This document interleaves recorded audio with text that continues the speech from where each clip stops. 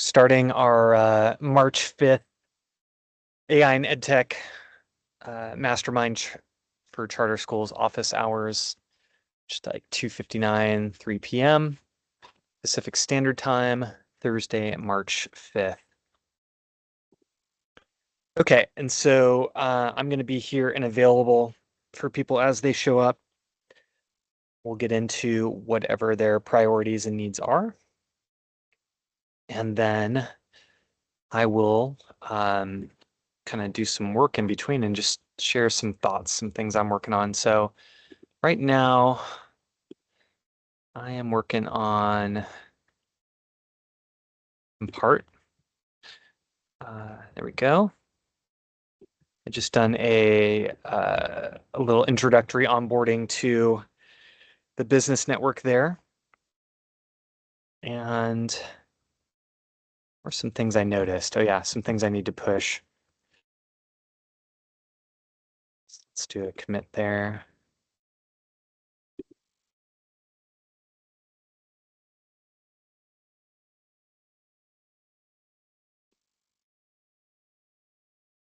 Sync those changes. It was that the intake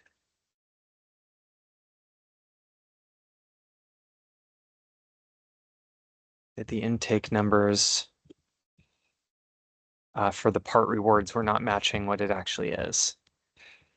So wallets, that looks good. It's going to be for the personal profile, integral profile, quadrant intakes. Let's reset that.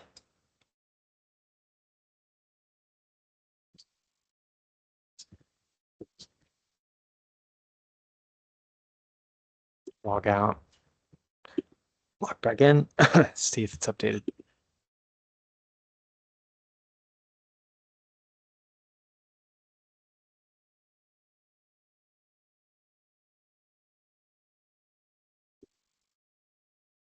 There, great.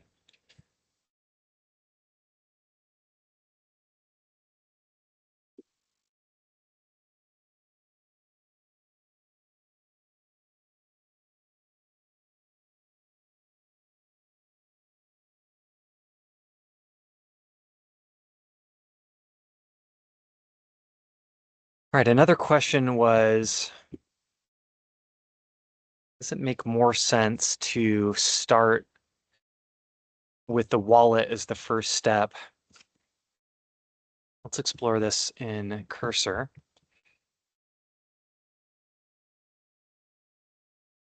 Which we can install updates.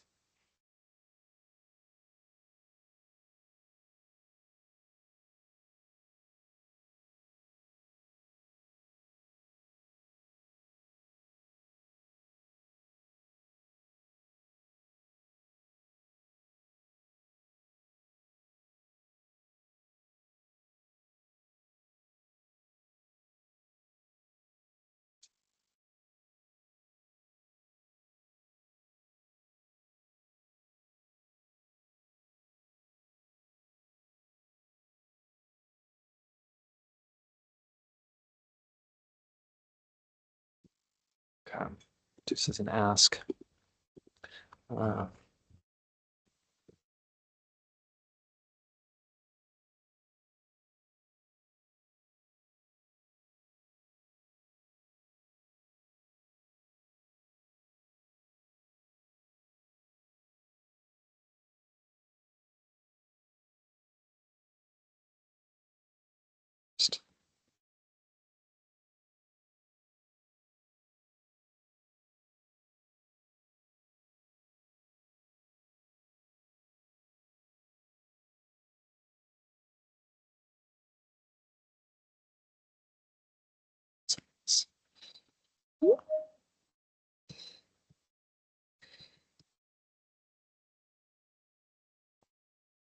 Hello there, Ted. How's it going? Good, how are you? Very well. I'm not coming with any questions. I'm just coming to observe and see what's going on. Okay, cool. Well, I'll have some questions for you then. So tell me one, remind me kind of what your role is and what you're working on and focused on right now. That's at I remember your school though, or at least the acronym. It's like IEFS, Oh, you're so close. ICEF, I ICEF, ICEF. Okay, there we go. Inner City Education Foundation. I'm the chief operating officer, and and just as a reminder, I'm in my 50s, so I'm behind the curve when it comes to AI usage. Others in my org are a little bit more on top of it, Hmm. and I'm trying to get in from the ground floor and figure out what I need to know first and next. We're actually, yeah, since the conference, I've had a conversation with my CEO, who's pretty versed in AI, Yeah, and our data director and our IT director, and we're going to be meeting on Monday to start the framework of an AI use policy for staff. excellent. And Okay, thanks for that. I would say like just to start, one thing the only thing I'm more of a student of than like technology and business and networking is I would call human behavior. I happen to yeah, have connected with a teacher who has given me some perspective on awareness that has made it the most fascinating thing yeah, to pay attention to. And so one of the interesting things I found in myself, but once you find something in yourself, you understand it about all of humanity because we all have roughly the same operating system. yeah, And we have the same like parts ourselves. It's just they're bigger or smaller in different people and personalized differently, kind of like applications within a folder within a smartphone or something like that. yep, And and then the smartphone itself even varies a little bit from person to person, if in terms of our genetics and what our bodies are inherently going to be better at or worse at, and IQ and that kind of stuff. mm-hmm. Um, that being said, one thing I noticed was that growing up, I had been kind of, as parents can do, like comparing my brother and me. And and one thing I had somehow gotten from my parents was like, oh, you're not really mechanically oriented. That's more Spencer or something like that. But then I had a chunk of time where I was working out in on the North San Juan Ridge. We had a community out there, and we had a grant with the county to do a lot of land clearing. And so not only was I using a chainsaw every day, but I was also using we had a giant masticator. We had a DR, which is basically like a lawnmower on steroids that can go through Mm, very heavy brush and stuff. And the DR had an issue, and so we pulled it open, and people were looking at it, trying to figure out what it was. And I noticed like that, like my awareness just went totally like foggy. Like I was just in my head talking. I couldn't actually look at what was in front of me. hmm, And I recognized I was like, oh, this is a self. This is the self, like this the part of identity that's saying, oh, you're not mechanically focused or engineering gifted. Like you've got other things you're good at or something like that. And simply by noticing that and seeing like, oh, that doesn't really fit here. Like, let me just look at it and see what I can see. I was able to kind of move aside from that bit of identity or let that hmm, fall away to some degree. And and uh and was able to actually see what was going on with it mechanically right away. So hmm, the only obstacle that was there was something I was basically reinforcing in my identity that wasn't really helpful to me and really didn't need to be there.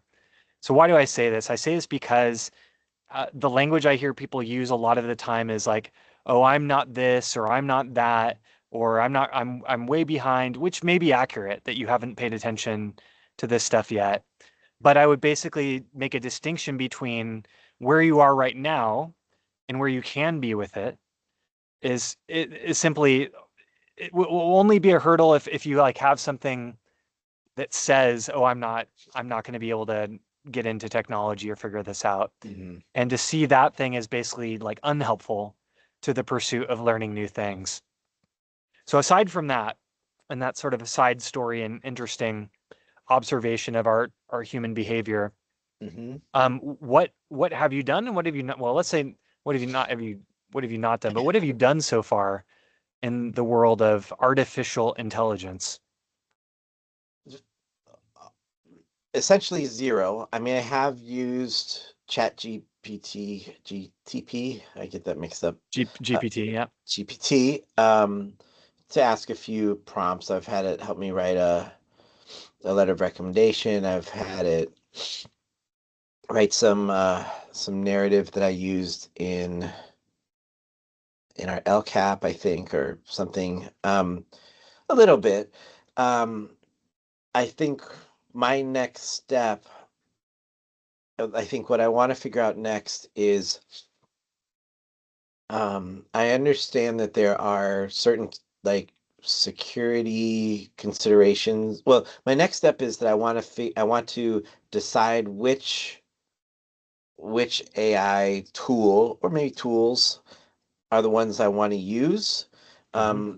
The advice I've heard, which sounded pretty which resonated, was that a lot of people like to, research the top 50 and find out which one's the best. But the advice was don't do that. Just pick your one and go deep. They're enough. They're similar enough, and the power of them. Like, don't waste your time, which is something I always do. Don't waste your time doing too much research because they're all going to be helpful.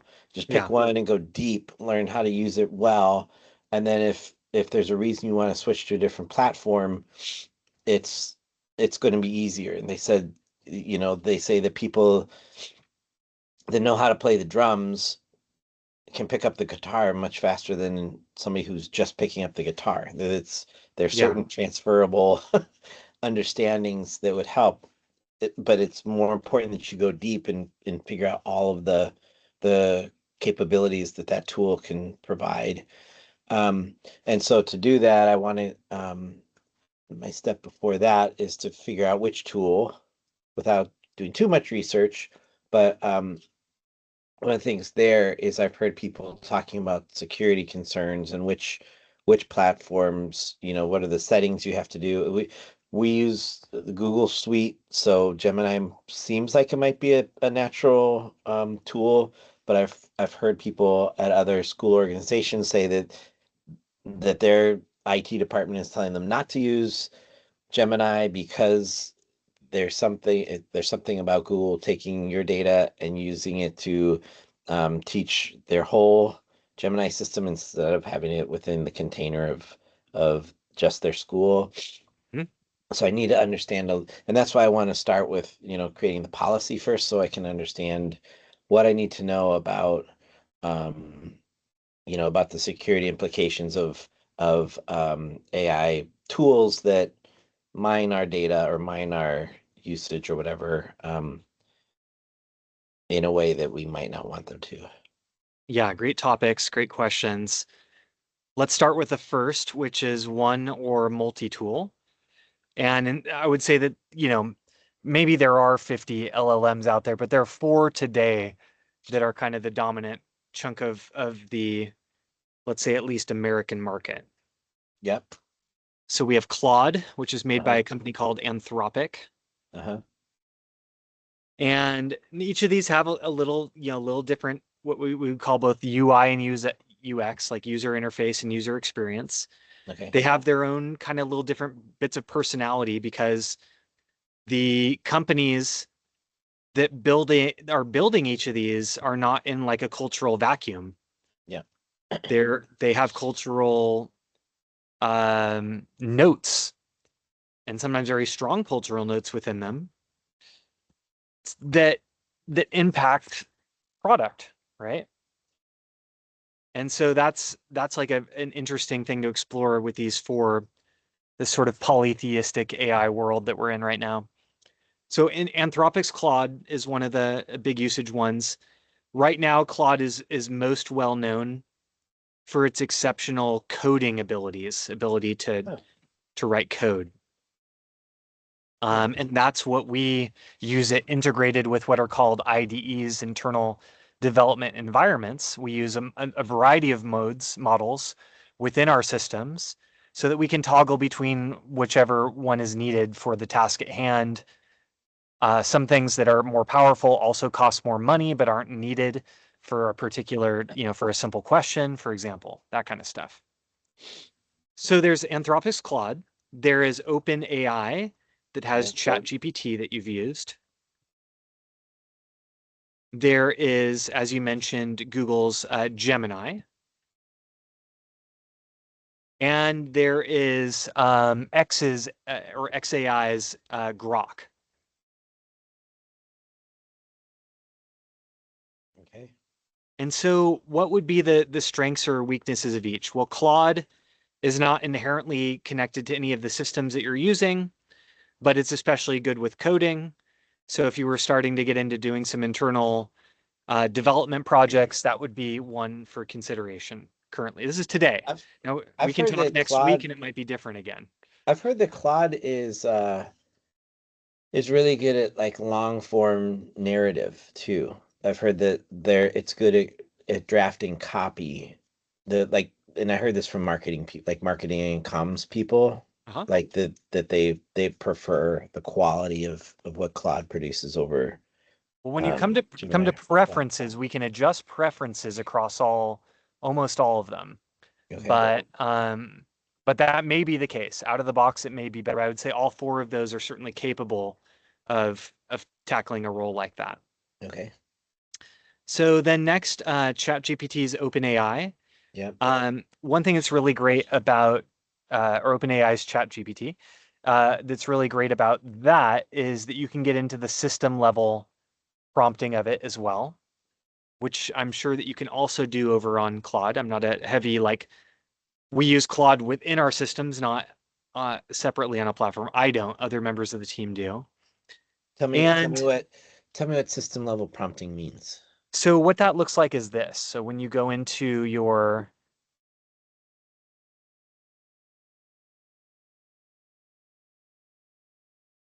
when we go into a chat in ChatGPT, and you're over here and you can click on you've got options and things you can do. But down here you have settings. Okay. And within settings, you have this thing called personalization. And so you can do a lot of personalization to the communication levels that it has. But this is especially valuable are the custom instructions. So in my case, I have very deep custom instructions around it, where I'm using something that I call absolute awareness mode. And I'm basically stripping it of all of the BS. I don't want it to BS with me. I don't want it to boost up my ego if I'm wrong. I don't want it to agree with me if I'm going down the wrong path. I'm basically removing any sort of sycophancy tendencies and like that. And then I've also injected it with a lot of awareness principles and understanding. So ways that I explore the world and human behavior. I'm optimizing for awareness over outcome, process over product. I'm applying tools implicitly and sparingly, specific tools that I use in awareness. So that makes it now very deeply customized. It's a one of a kind. Like my chat GPT is unlike anyone else's. Interesting. And on top of that, it has so much, I have so much history using it so that when you develop depth with it, I can now ask it most things about me or people that I talk about frequently, and it can give really good synopses and help to understand and delegate something like that. So like I could say, um, you know, create a, all right, I'll do something very simple for me. Create a short bio for me for uh, let's say I was going to let's say I was going to a dance festival, something outside of my normal bounds. But I want it to create a bio for me. Let's say I'm going to be presenting at this dance festival. So let's see, it knows enough about me.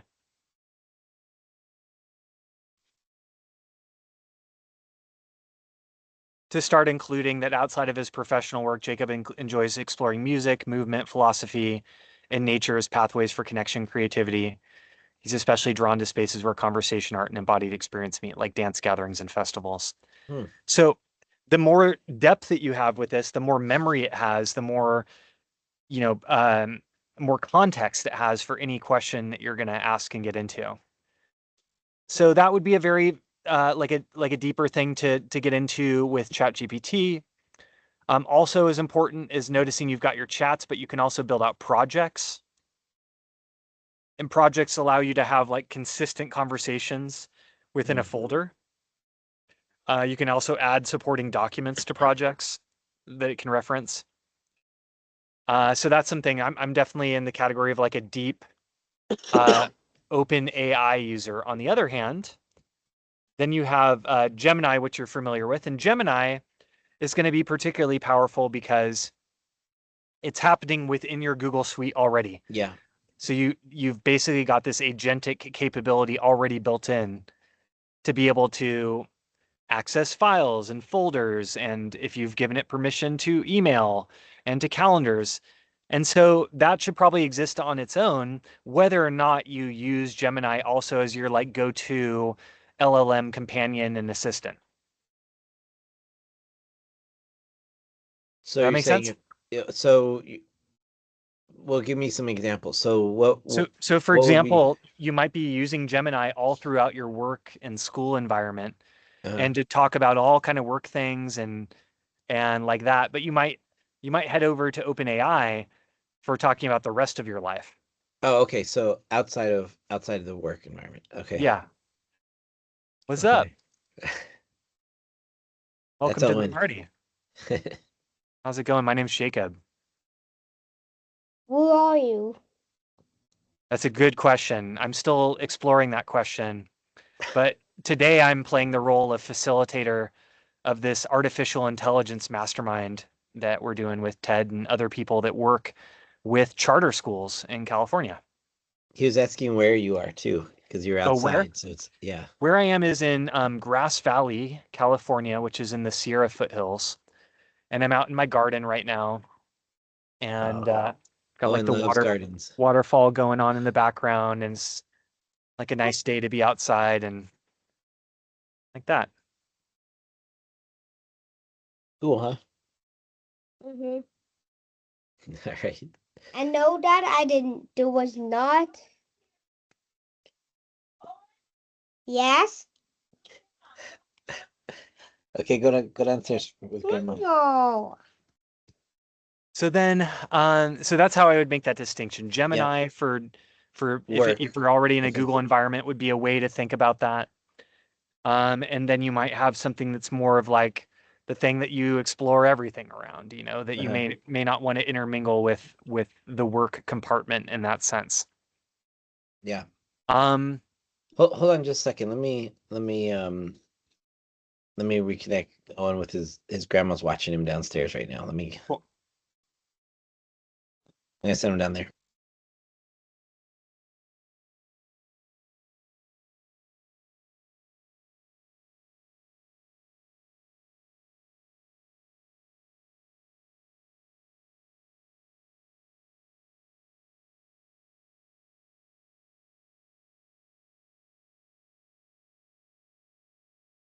All right, so we were over on Compart,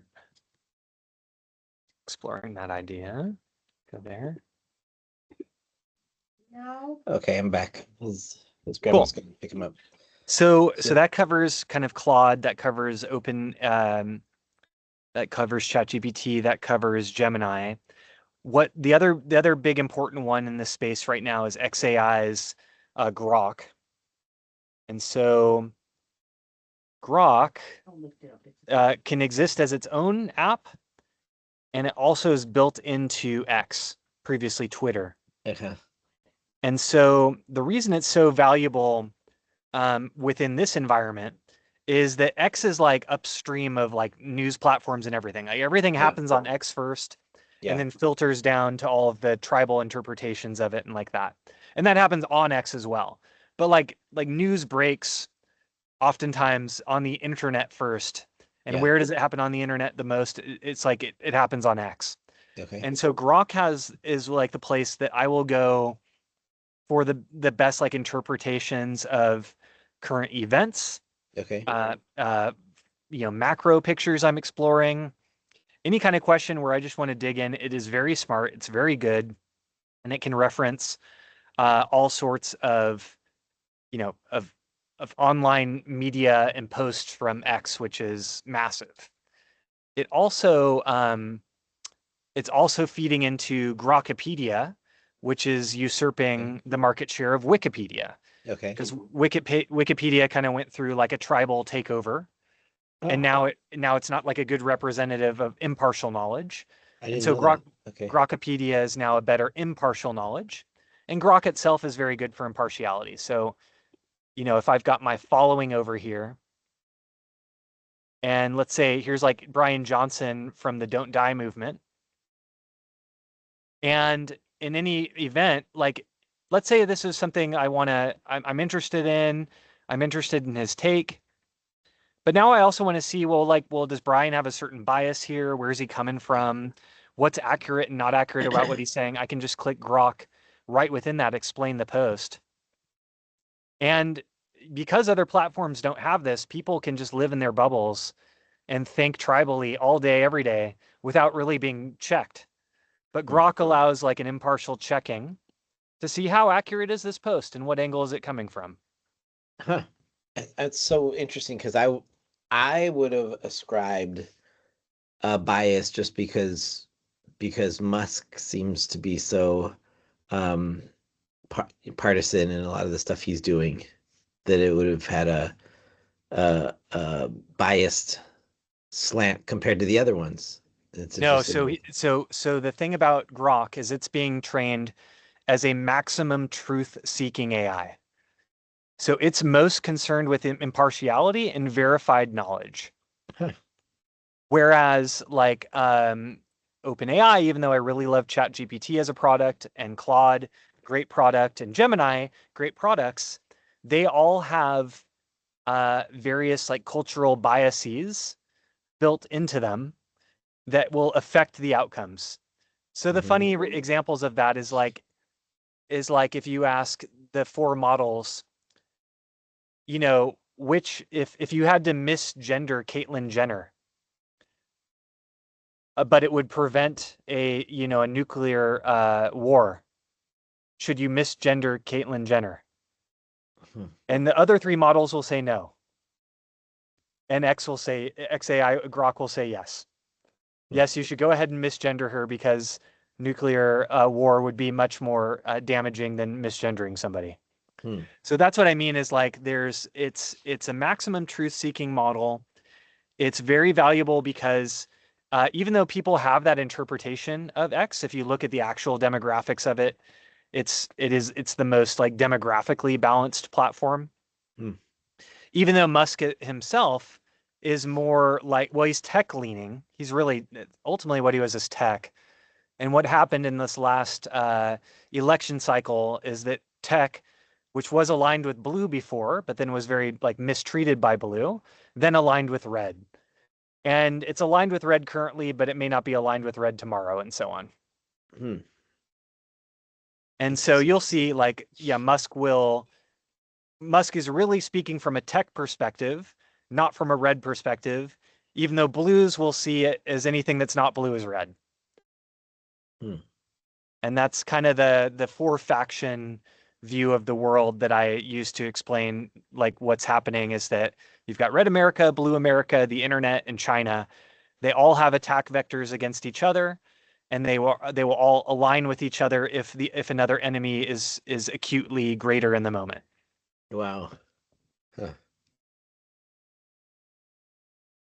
And so even though I am this thing called American, I'm not really identified with woke or with MAGA. But I have friends that are deeply identified with all of that. I do my best to try to depoliticize them and focus on building cool stuff into the future. But once that software takes over in people's minds, they become a little less rational and a lot more tribal.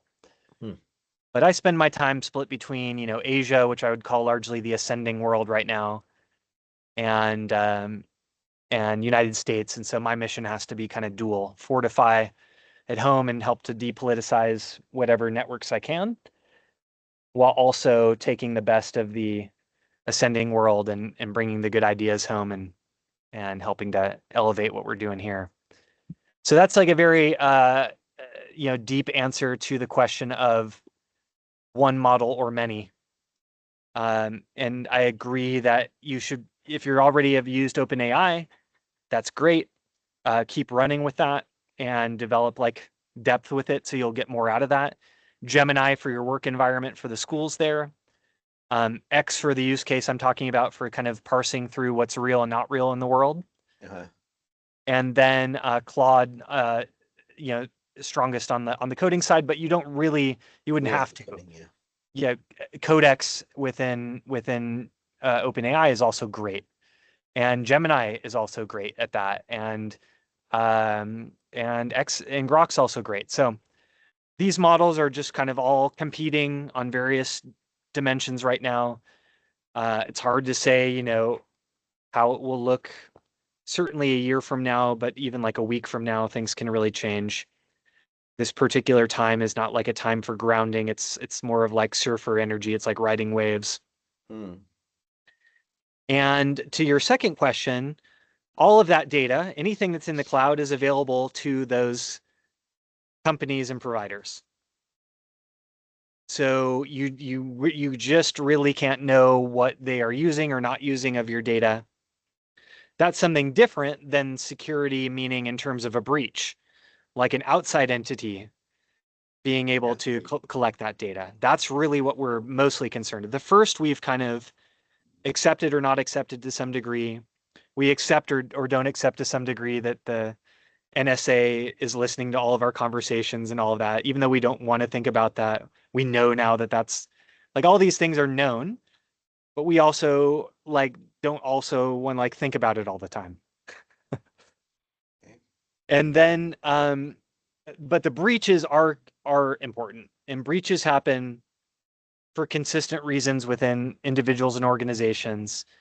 It's mainly about human behavior, and then secondarily about like weak passwords, 2FA, and security systems like that. And so obviously Google is very good at security. X is very good at security. Anthropic is probably quite good at security. OpenAI has got to be quite good at security because of its deep partnership with Microsoft and so on. So basically Copilot within Microsoft is OpenAI. That's why I don't mention it. It is a separate thing. Yeah, I was wondering about that because I had heard that. And so that just is ChatGPT, but embedded within. It's like a Gemini. But it's a third-party model embedded within as a branded Copilot thing within Microsoft. Are there resources to find out, like, apparently you're supposed to have you're supposed to check your settings to see if it's only pulling data from internal sources or external, and whether internal, like if and maybe this is what you were just saying a minute ago when you're saying everything that's on the cloud is there. So is everything that's in my Google Drive already going to be something that Gemini could, like, if you did a search for something related to schools, on Gemini, would it already have access to my Google Drives? No. I would not have access to any of that, other than maybe files that you've made totally public. Maybe it indexes those. I don't know for sure on that. That'd be an interesting question. But then it becomes, well, how do you if you don't want to share anything with any of you, only want to keep it internal? That's this kind of interesting thing that's happening where like on-premise software is like that had been largely losing ground to the cloud, storing everything out in the cloud. But now we're seeing a resurgence of people bringing stuff back down to local hardware because you can run a local model on that. You can have your local files there, and you can kind of keep it like in a gated, caged environment. So we're helping schools do that as well if they want to set up on-prem systems and get their systems, or if they have the hardware and they just need help setting up the, the model and the infrastructure within it. That is something that is very kind of cutting edge. There's something called OpenClaw that really blew that space up, with people having their own fully agentic AI, which means agentic simply means artificial intelligence that has access to tools. Okay. So the moment that you give like Gemini access to your calendar, for example, now it's agentic because now it can access your calendar and do things on it.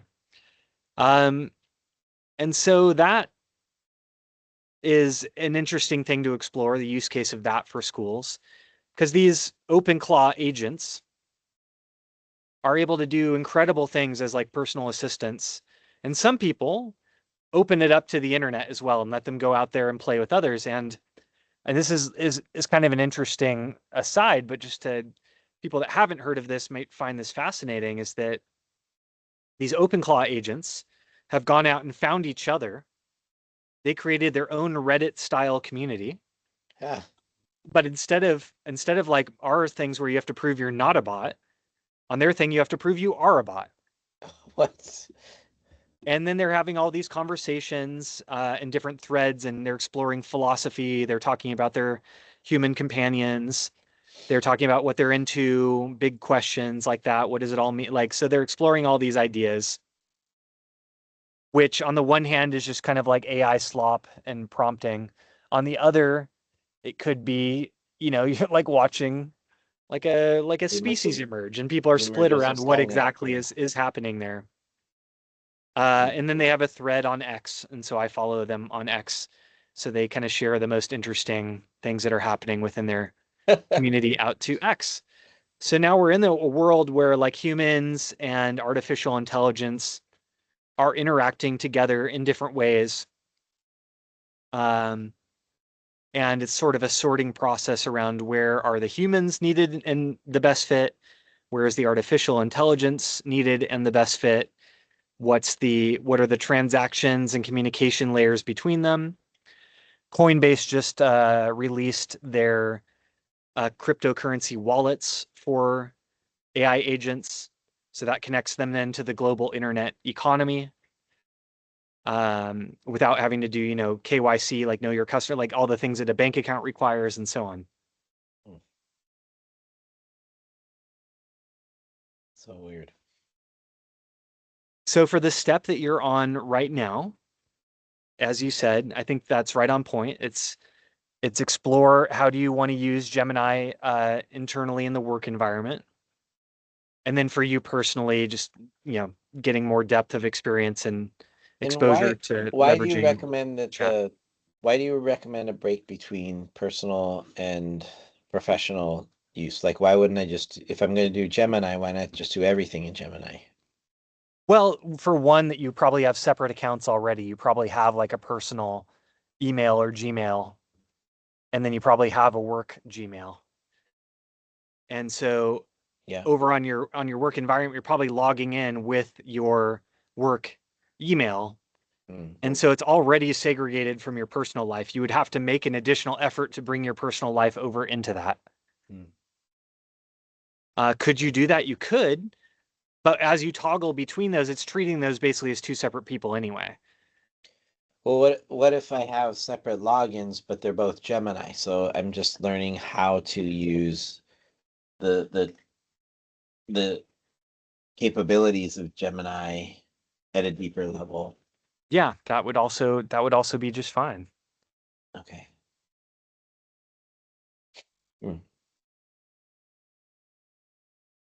And yeah, all of them will generate images now.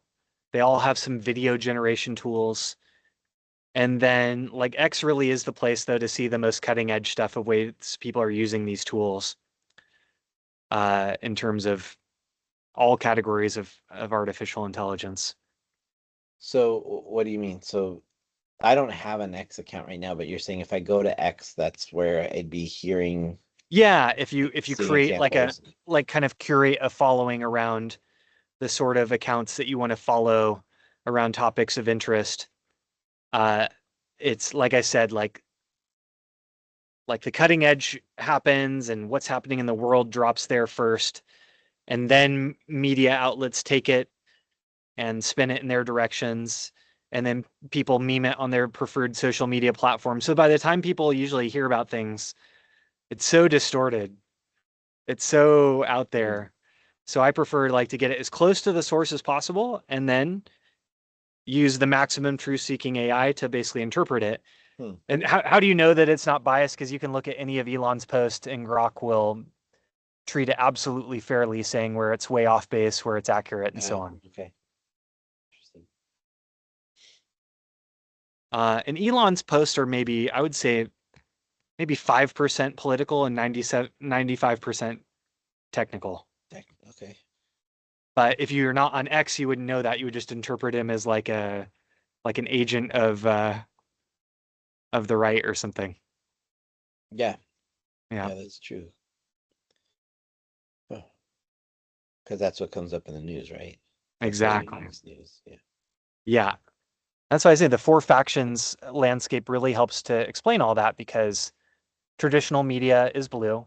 So it's one of the attack vectors against red and against tech more and more nowadays. And it was against China, but now blue and China are becoming more aligned. And red against blue is Trump, and blue against red is woke, and blue against tech is the techlash, and tech against blue is disrupting the legacy institutions with tech platforms, destroying all of their media money. They were very angry about that. Yeah.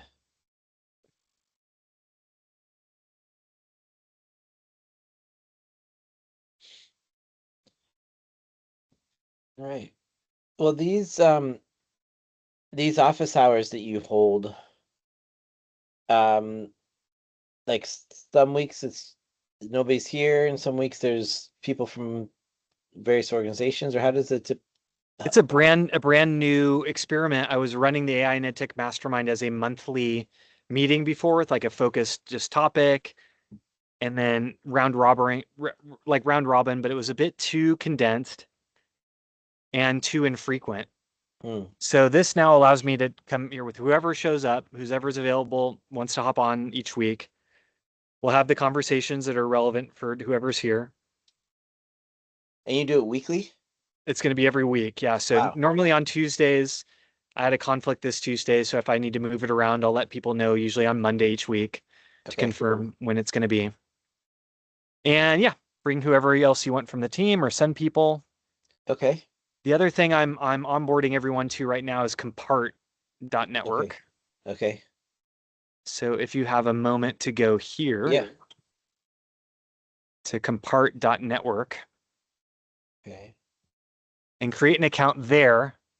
And this is what I was talking about at CCSA, how really in my mind, like the future of education is not going to be schools.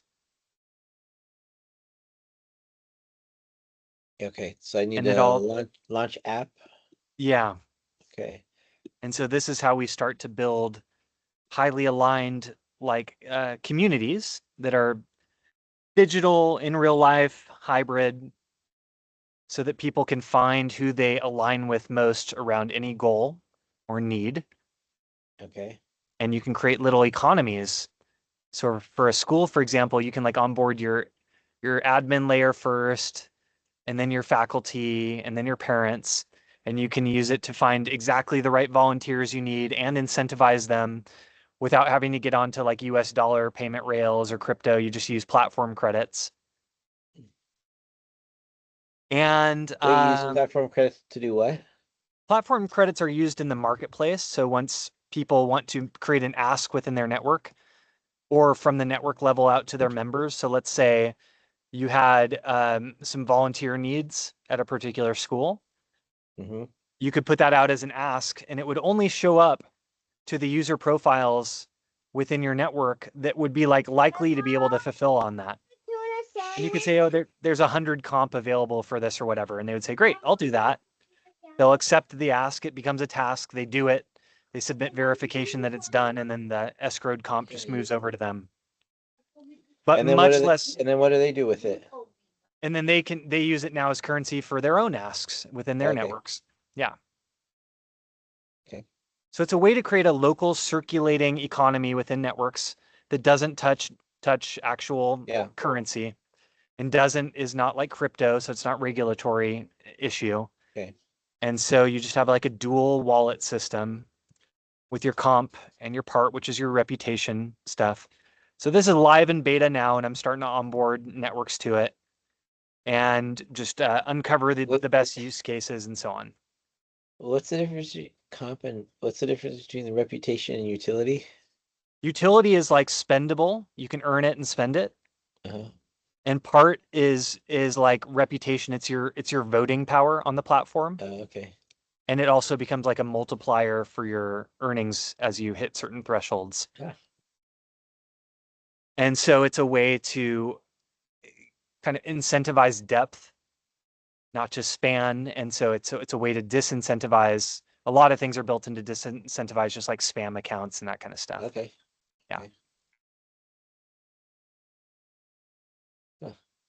And then once you're in here, you can invite other people through your referral link. And again, this is not like dollar based, but you're earning comp in part based on their activity as well. And as you create a network, that gives you more depth in part.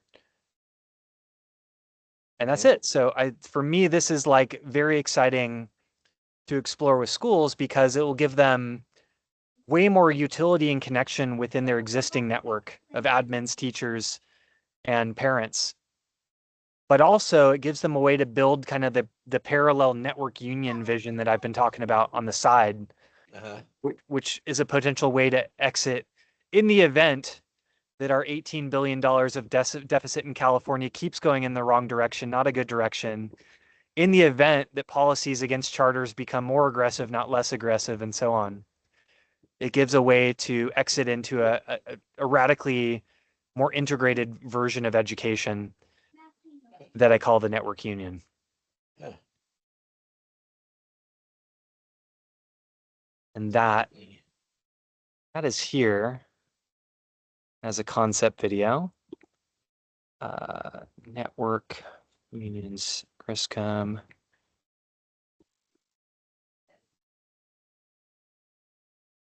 I will just share that in chat. Okay.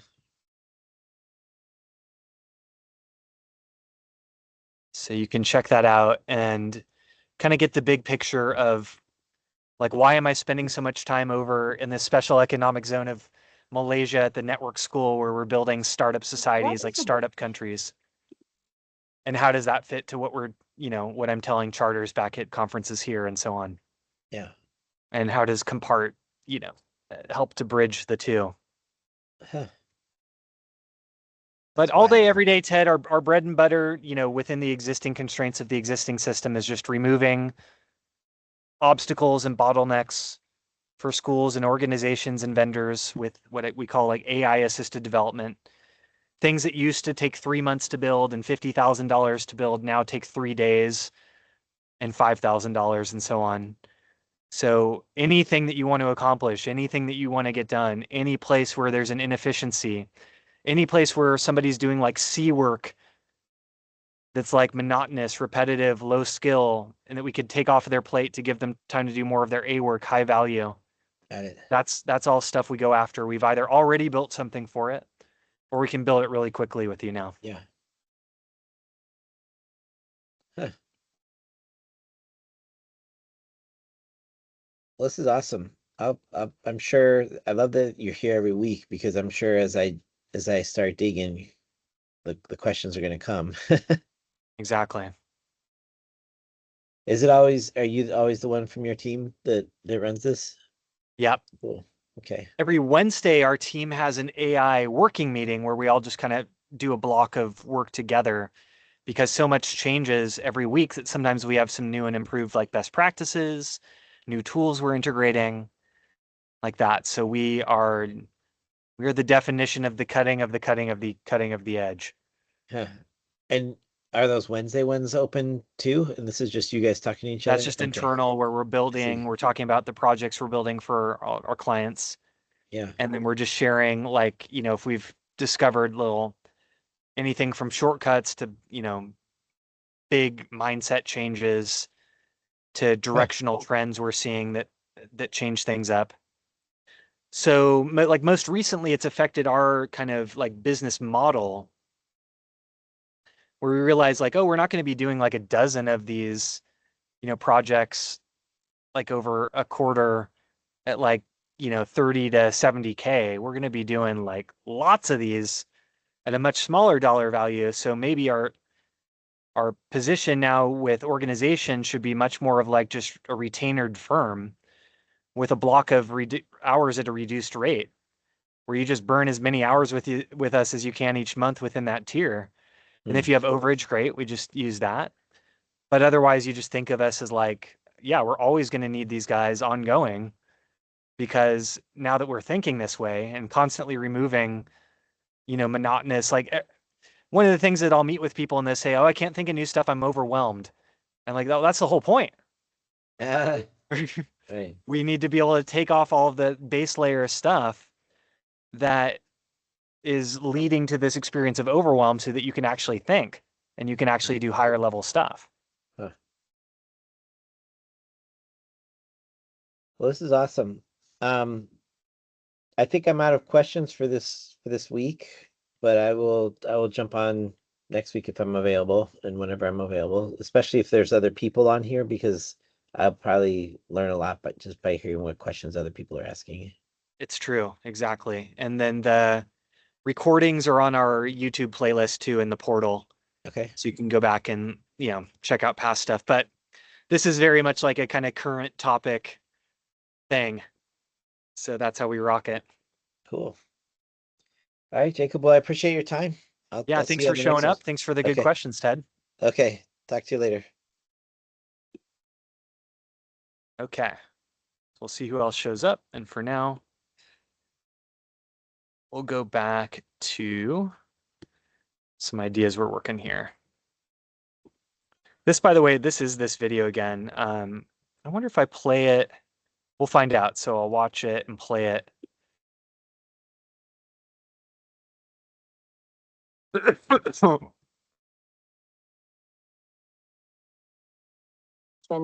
What if they aren't actually personal failures, but a huge design flaw in society itself? Today, we're going to explore a really radical idea for fixing that design, and it's all based on one powerful premise. And that premise is right here. The source material for this explainer argues that the problem with education isn't the institution. It's the fact that we've completely yanked it away from everything else that matters. Things like work, health, community, and any kind of real responsibility. And this brings us to the absolute core problem that this whole concept is trying to solve. A system that is fundamentally deeply fragmented. So what do we mean by fragmentation? Well, it's this idea that we've taken all the essential parts of a whole life and just chopped them up. We've stuffed them into all these separate, disconnected boxes.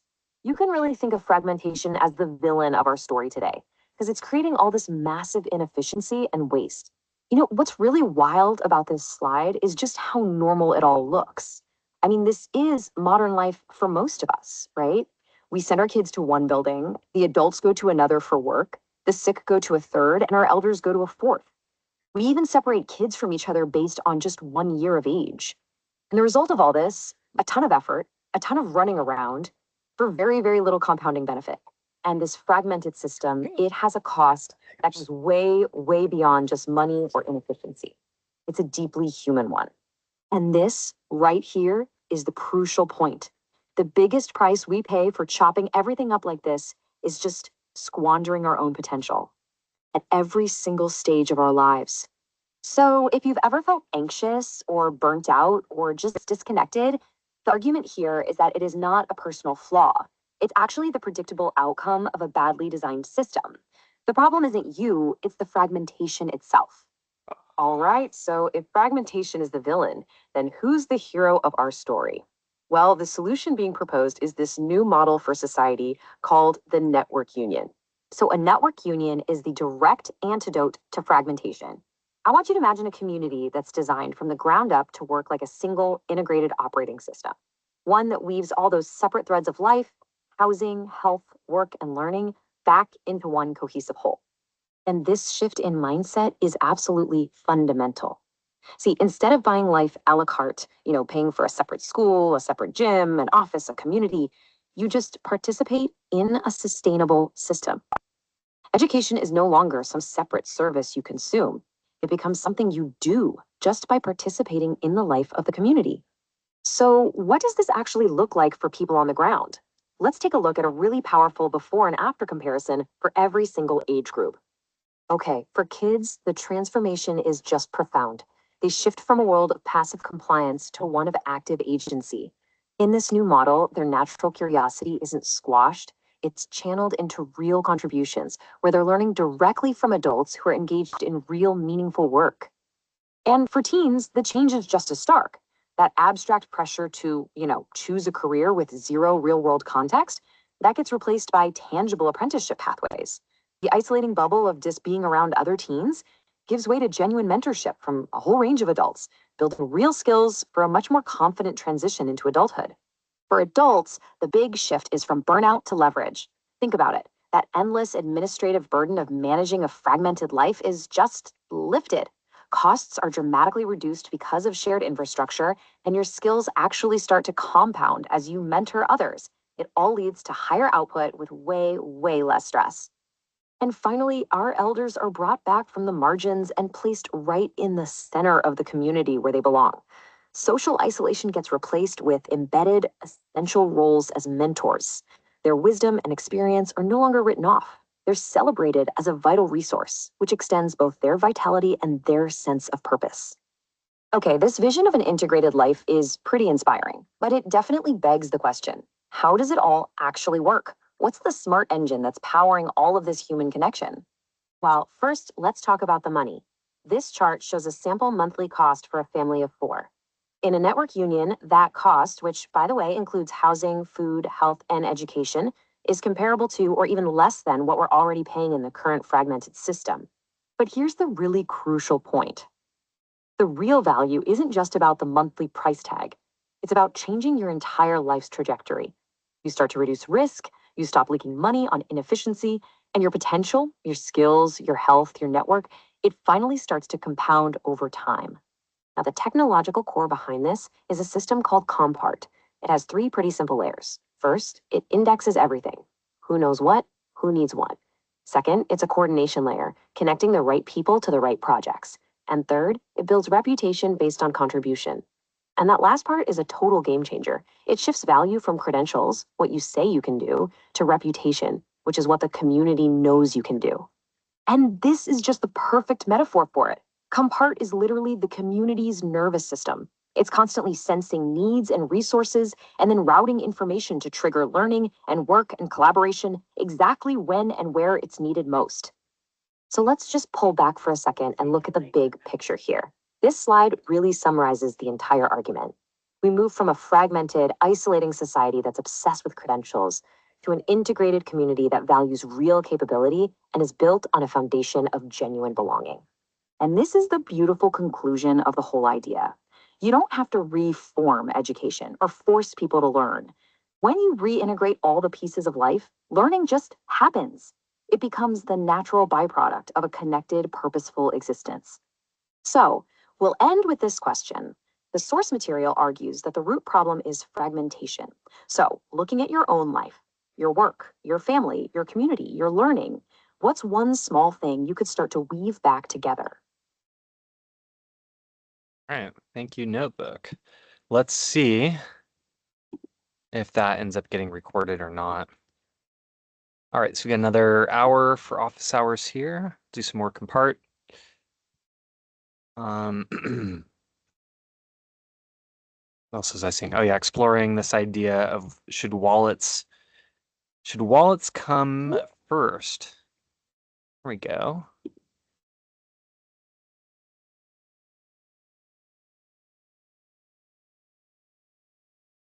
Hello there, my friend. Hello, hello. Hey, hey. I just had one guest just left, so nice timing. You just came back on. How's it going? Good. How are you? Doing well. I am just finishing some back-to-back calls. Are we the only one here? We're the only ones right now. Anybody else can show up anytime. I just finished up with Ted. Got you. So let's while I'm setting up here. What's the format of those calls? How does it work?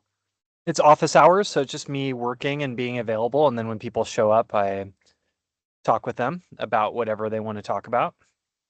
Oh wow! So, by the way, where are you, man? I'm back home in Grass Valley, back in the garden here. Yeah, nice. Got the waterfall going in the background in the pond. Beautiful spring-ish day. Okay, let me do this. I'm gonna join from my computer. I was Okay. just okay. I'll see you in a bit. Okay. Bye.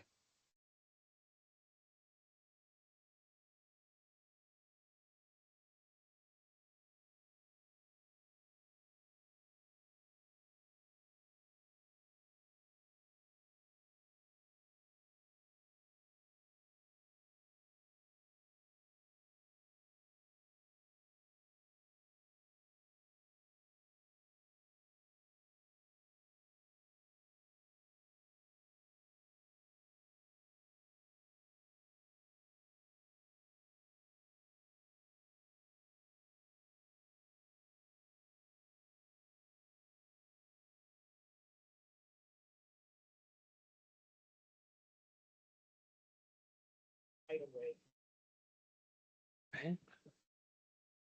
So cursor, the way I put it was exploring whether the journey step should start with wallets and then move on to profile and the rest. And the reason being that the comp and part to credits are referenced even in the profile settings. But watching a user onboard, she was like, oh, I don't even know what these are yet. So should it start with the wallets? So that's what we're getting into.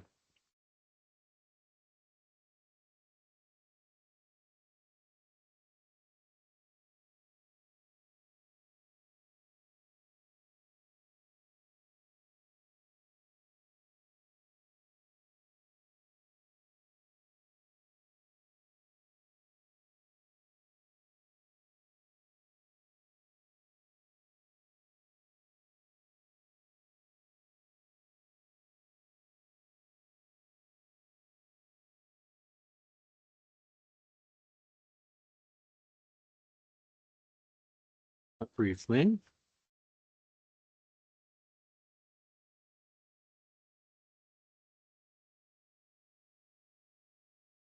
All right, it's thinking so long right now.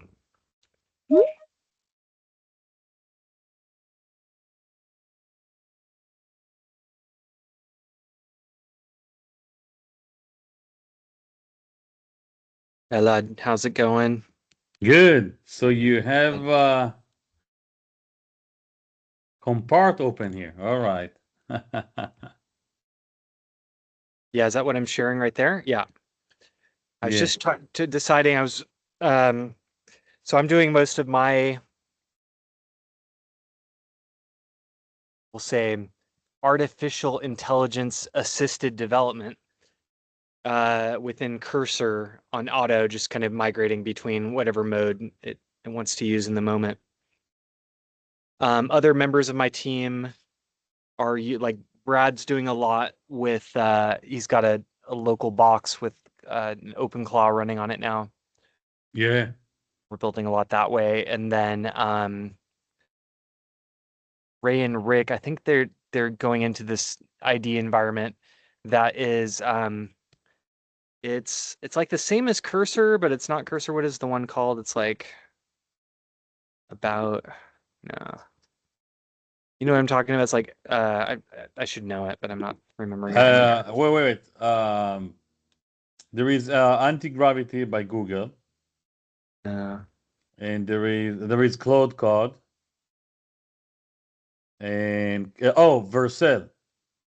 No, No? no, it's just another IDE that they're using that's basically, as I understand, it's what Cursor is built from, and you can actually share your preferences back and forth to it, but I just forget what it's called, like NS or VX or something like that. Hmm. Anyway, but same idea. They're using IDEs, and we're not writing any code anymore. Yeah. This Yeah, is no. this is true of guys that have been doing this for 30 plus years as well, and it's like, I know. Listen, I know that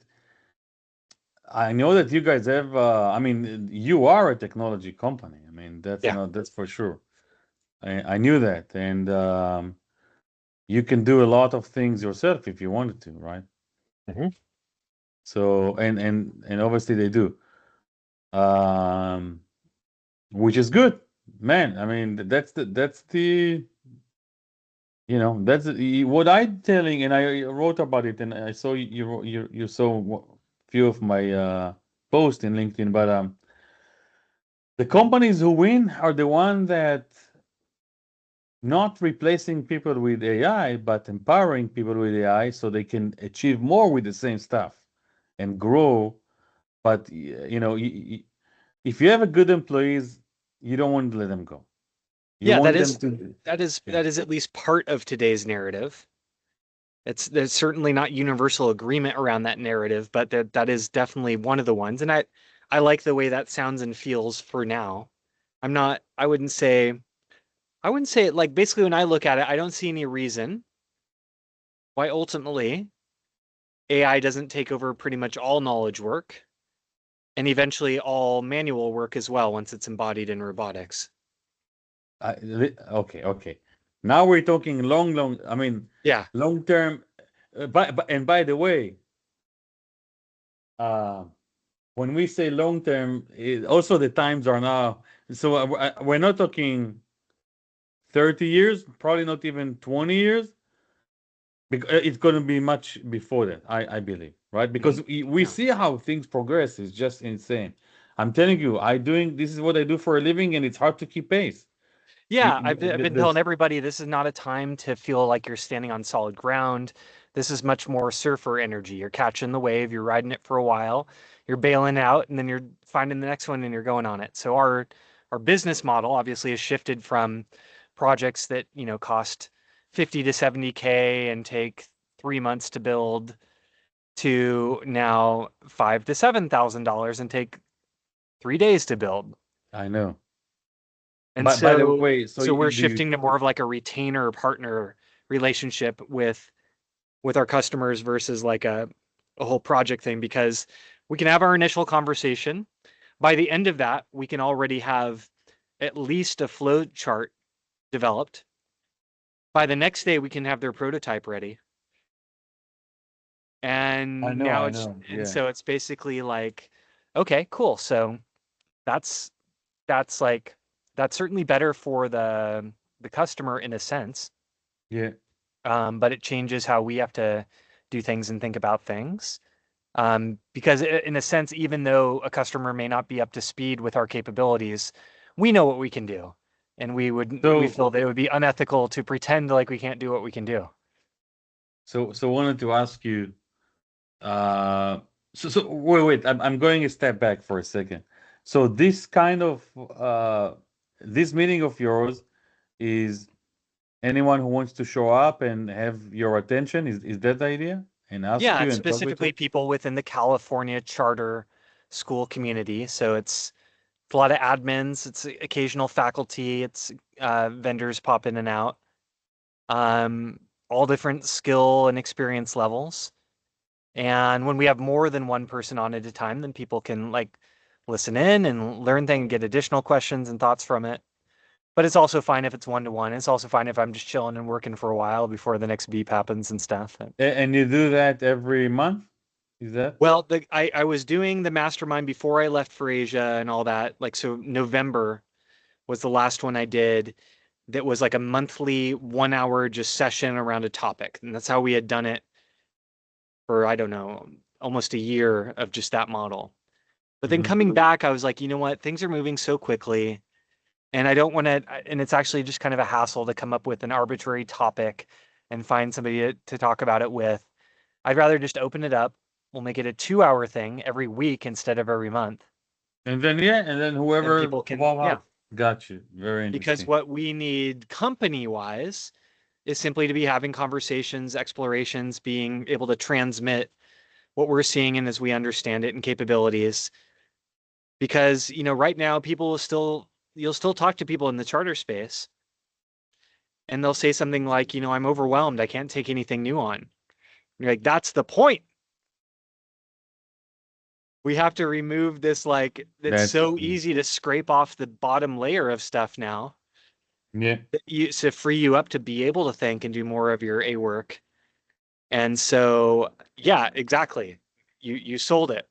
That's why you should be here, because you're overwhelmed and you can't take on anything new. Exactly. Couldn't have said it better myself.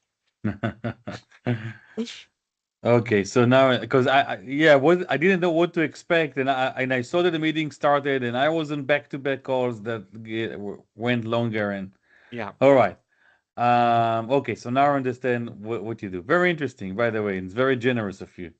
I hope people take advantage of that. Yeah.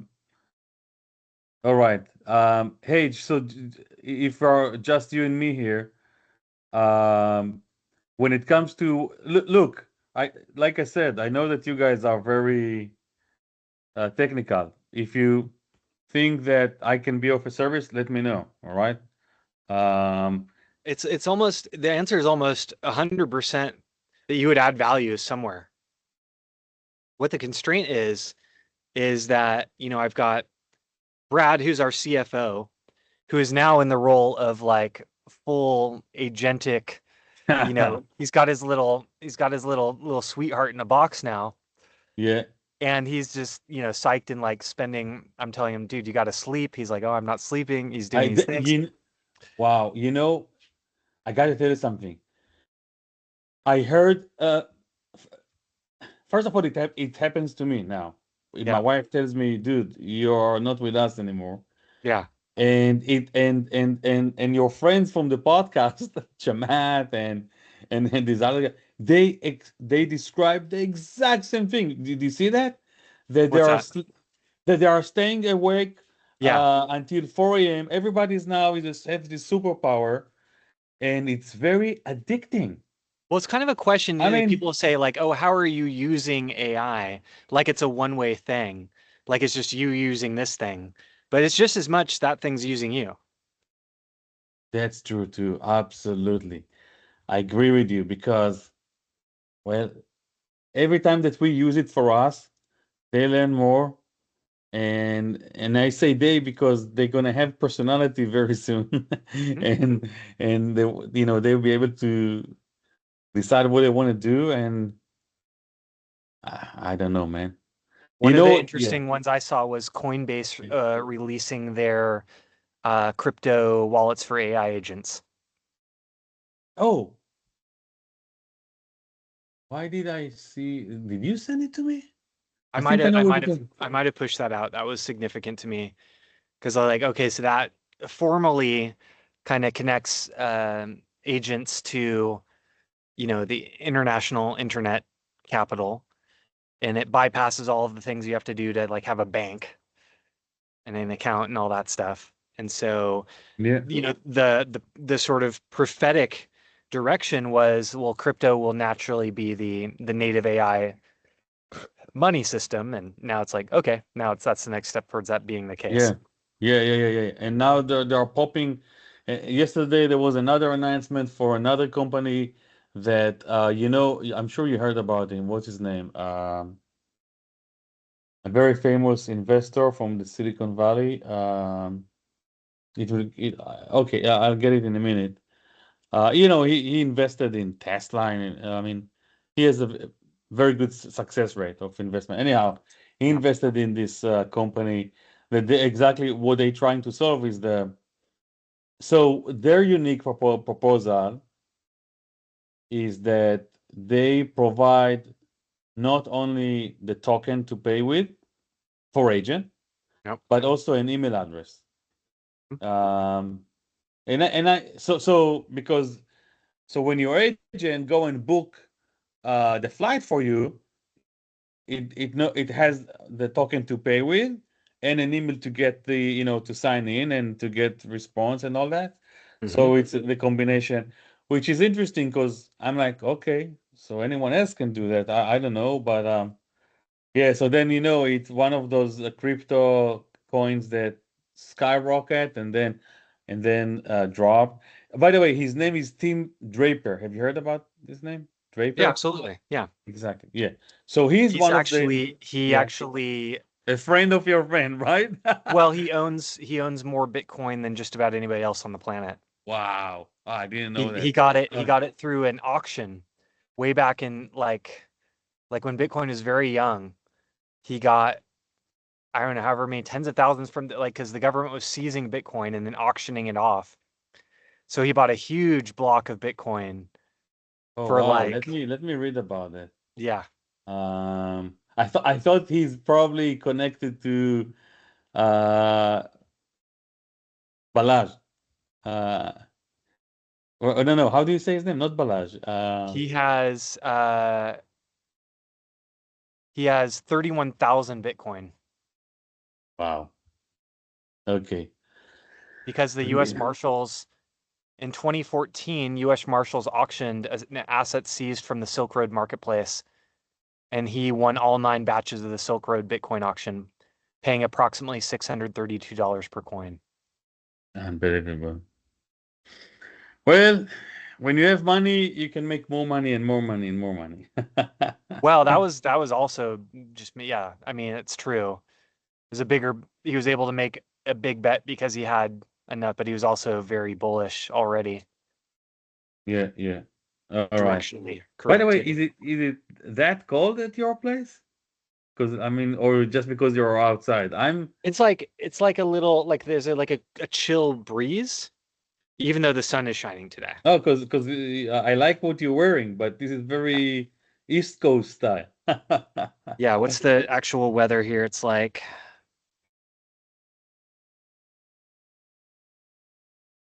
I didn't send that out yet. Um,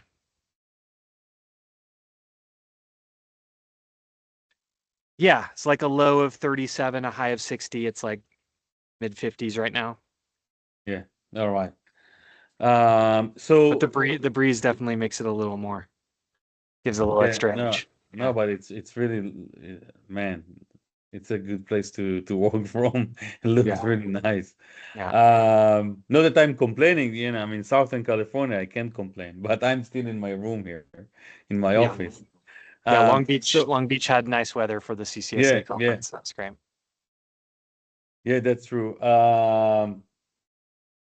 So wanted to, so before anyone pop up, then we can only you and I here. When you say that now you can do more for even and charge less, are you already charging less or just your cost is Yeah, we're changing up the model to like, well, we still need consistent enough income that we can run a company. that's the So thing. we're basically saying like, hey, let's convert XYZ project into more of a mindset change, which is let's basically be ongoing partners, whereby we'll give you like a block of retainer hours, use as many of them as you can each month on whatever you want to go after next. The hourly rate is reduced, and so even if you go to overage, it's costing less than it would otherwise.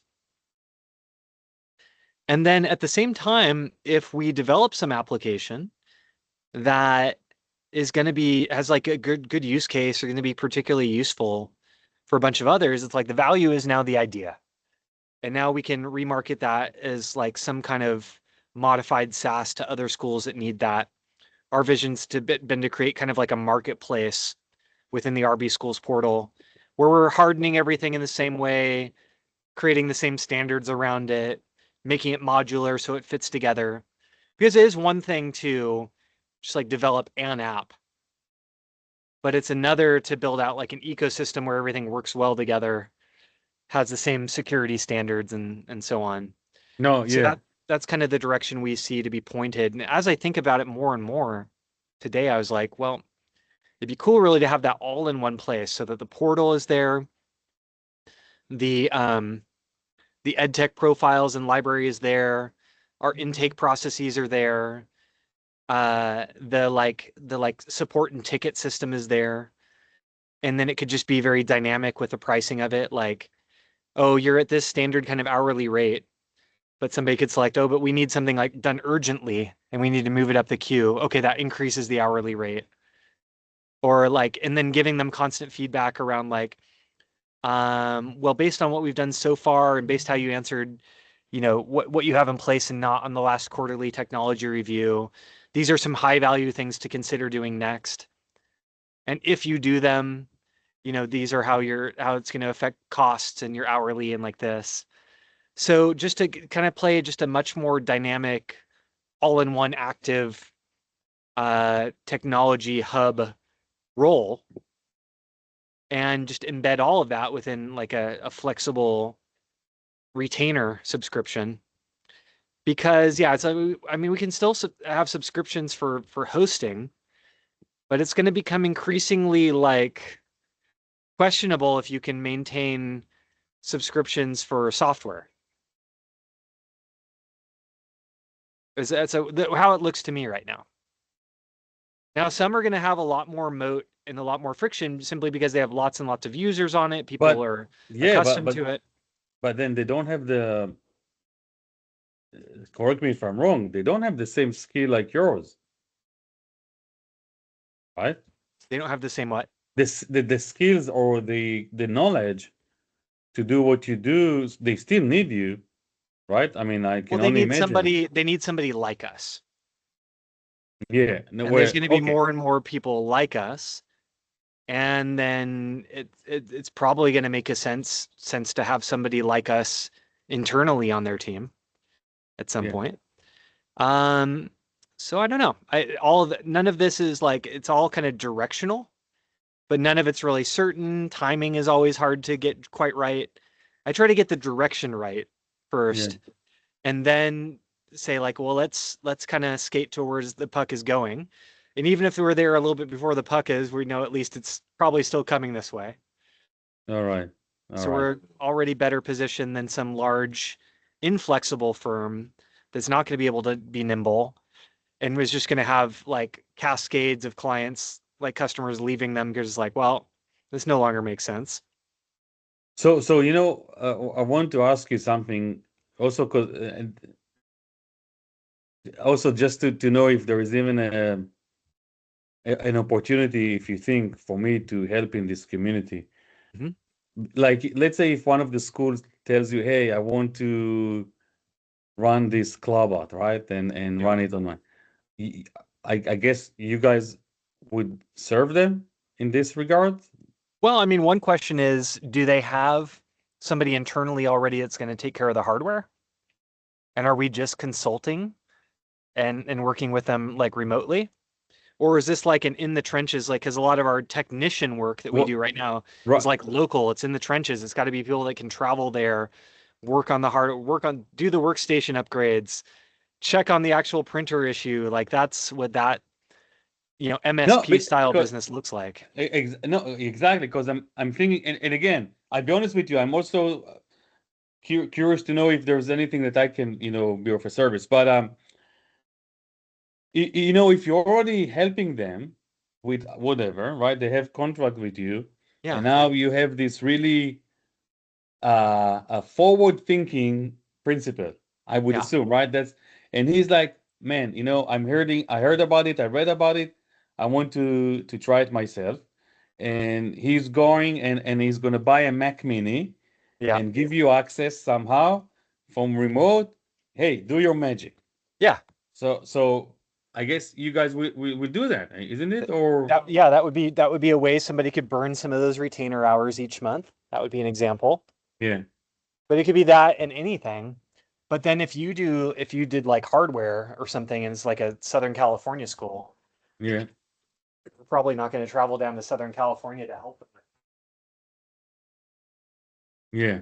What I thought that was so cool that you're focused on is the voice stuff, the receptionist stuff. So yeah, so no, I tell you what, it's not that that's the only thing I'm focusing on. I thought that this is just my assumption that this is something that can help you guys to, don't need to deal with things that AI can. I mean, to be honest, today AI can deal with almost every. Listen, you and I know Yeah. almost. I guarantee you, almost everything that whatever your support line do today, right? You can very easily soon, Exactly. replace, right? So I'm like, man, why, then you can focus on the new vision that you want to build.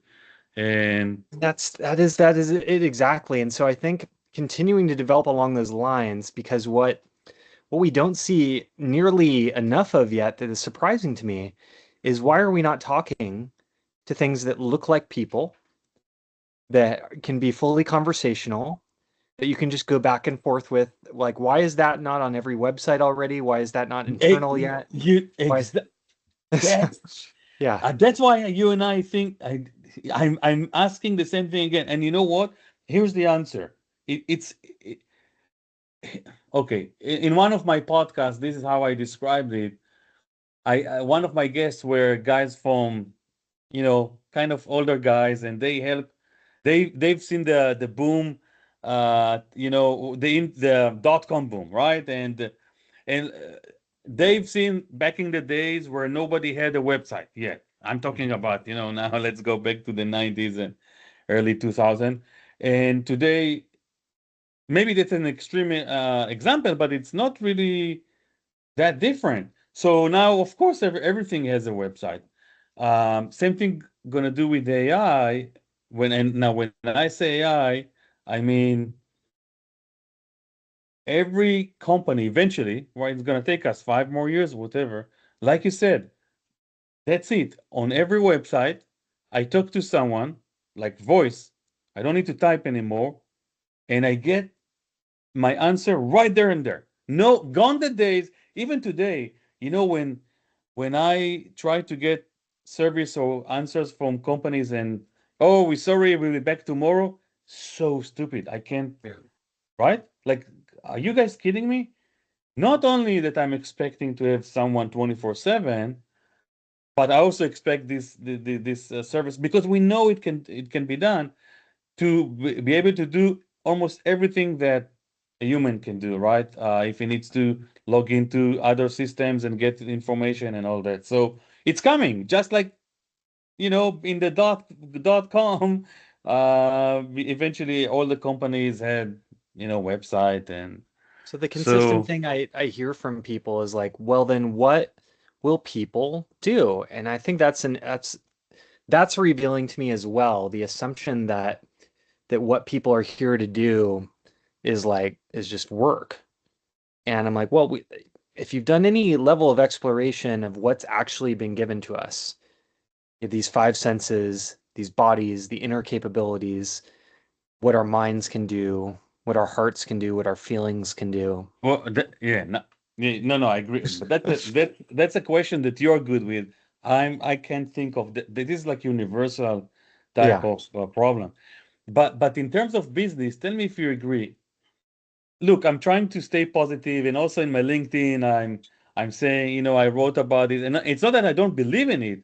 That yes, companies who will uh, flourish are the one who be able to adopt AI to empower their employees, and now they can do more with the same stuff.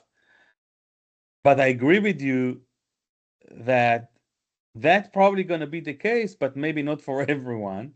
Yeah, I And think, by the way, yeah, I mean, you look at what Jack Dorsey from Blocks just yeah, removed, what was it, exactly. 60 or Yeah, 40%.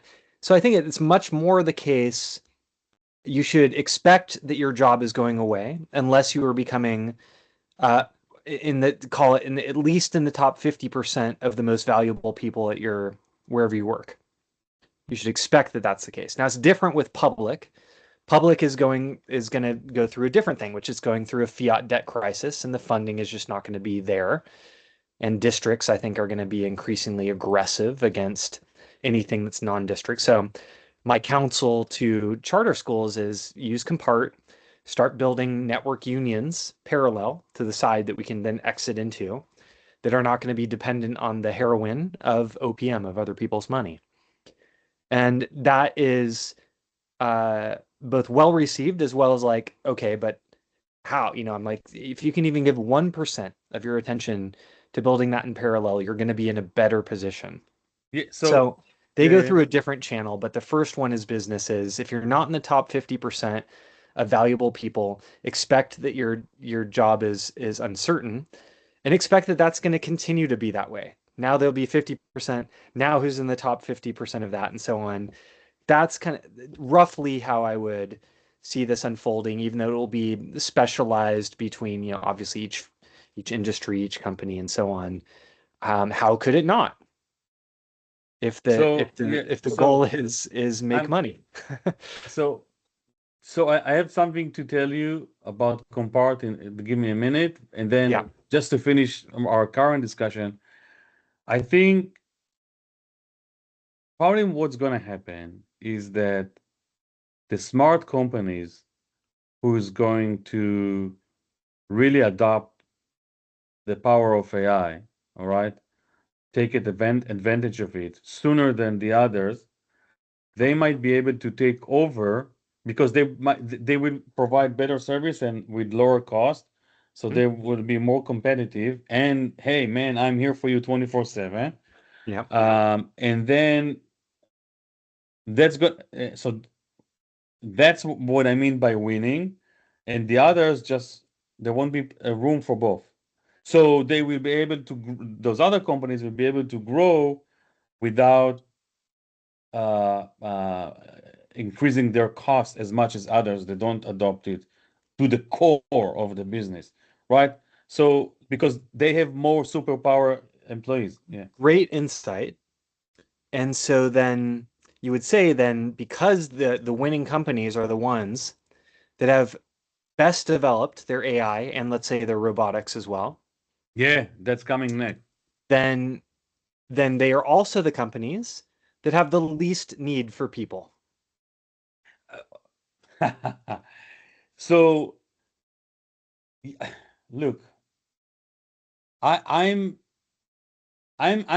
considered pessimistic among my friend in in anything that relates to AI taking over. They think that I'm exaggerating. Oh, yeah, it's yet another trend, like the internet was a trend, and you see, but I'm less because I see what's coming and I live it day by day. So I you don't need to be a genius, by the way, right? It's not that I need to be that smart, Just have to right? have five senses that you're No, willing to have them open and like that. if you live that and you see, our industry changes every 3 months.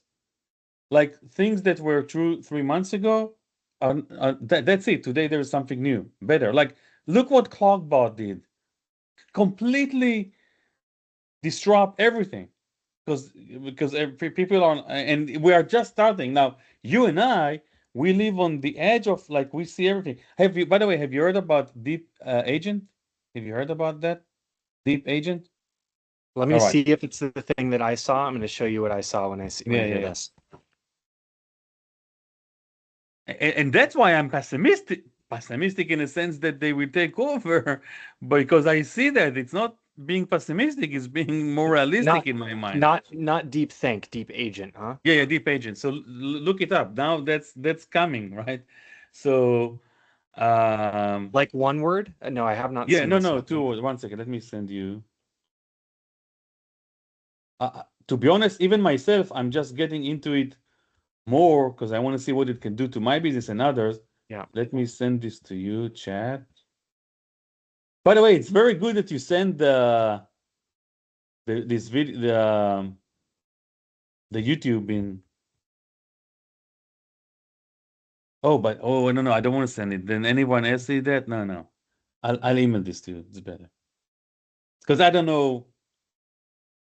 This is too advanced. I don't know who's in this chat, right? All your group will see that, right? If I email that, if I chat, okay. I'm gonna email you. I just don't want them to confuse them. Anyhow, and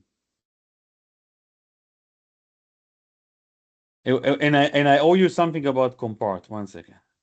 Okay. Yeah, I'm just like scanning my X feed and I'm not seeing that particular term, deep agent. Yeah.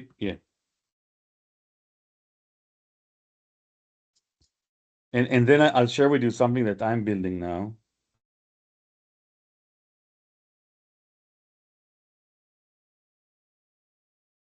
I just emailed you. Anyhow, by the way, the YouTube that you sent, let me look at it quickly. Oh, you send it again.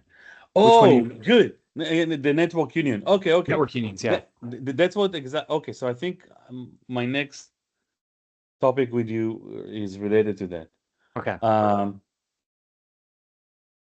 So COMPART, do me a favor if you don't mind.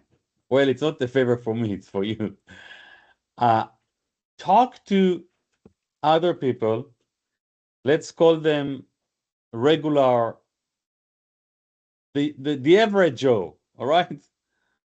Not someone who is advanced in technology or or is advanced in forward thinking and things like that, all right? Right.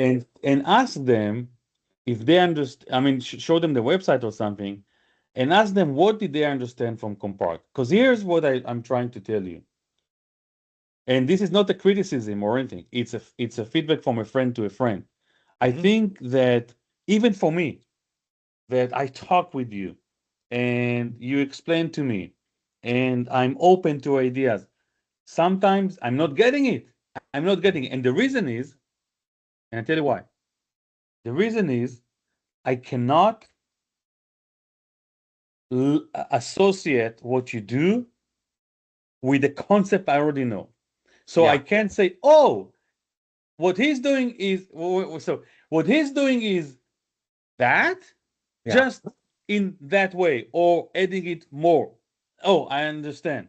I can't relate it to anything that I Yeah. know. Like people used to be able to say like, well, it's like Uber, but for, Yes. raccoons or whatever. Yeah, exactly. No. But that's how our mind thinks, right? We're pattern matching.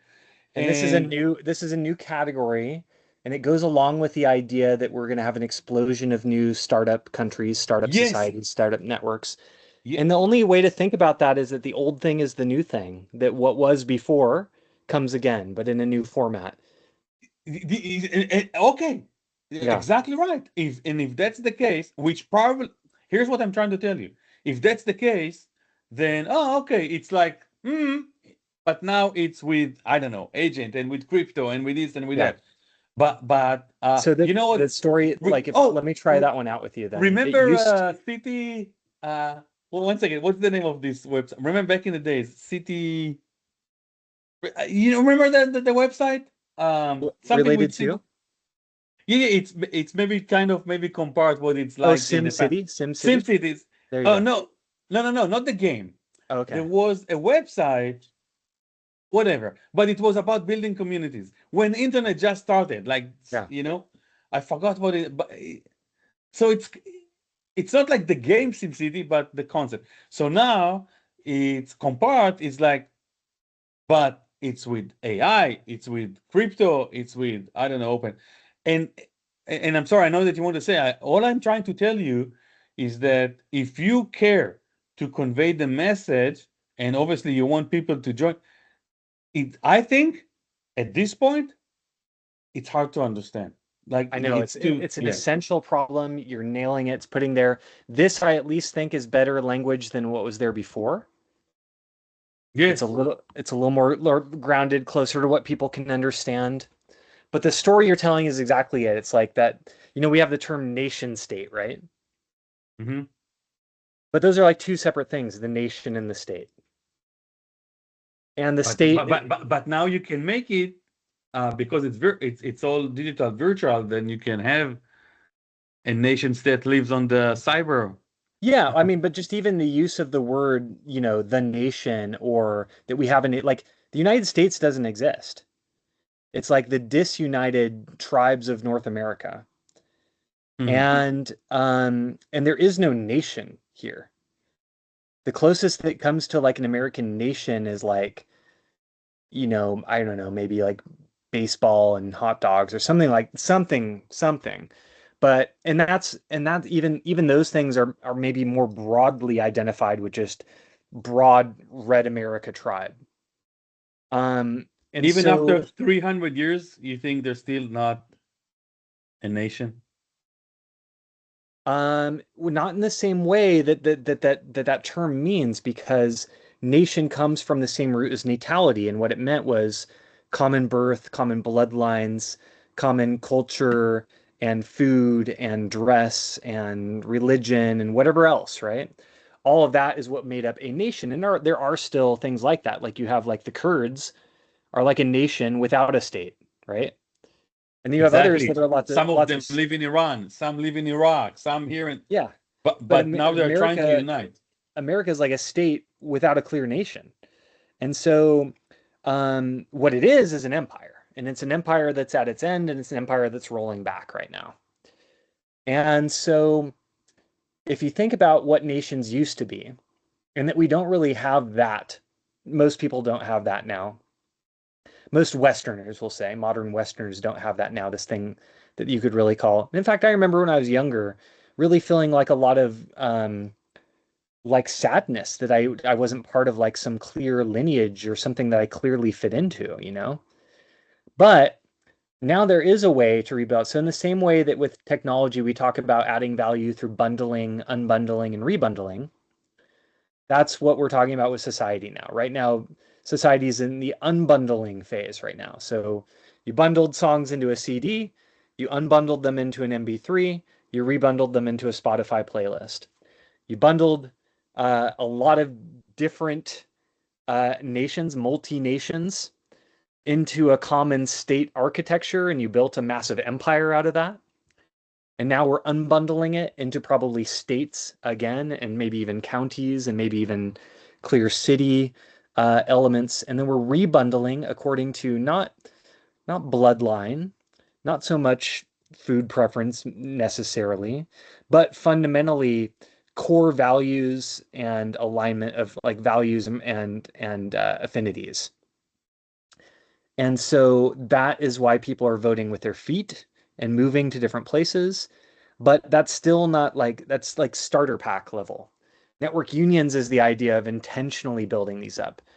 The network state and the network school is the concept of building the tooling and the concept for there to be tens of thousands, hundreds of thousands of these startup societies as the next thing after startup companies and startup currencies, startup societies.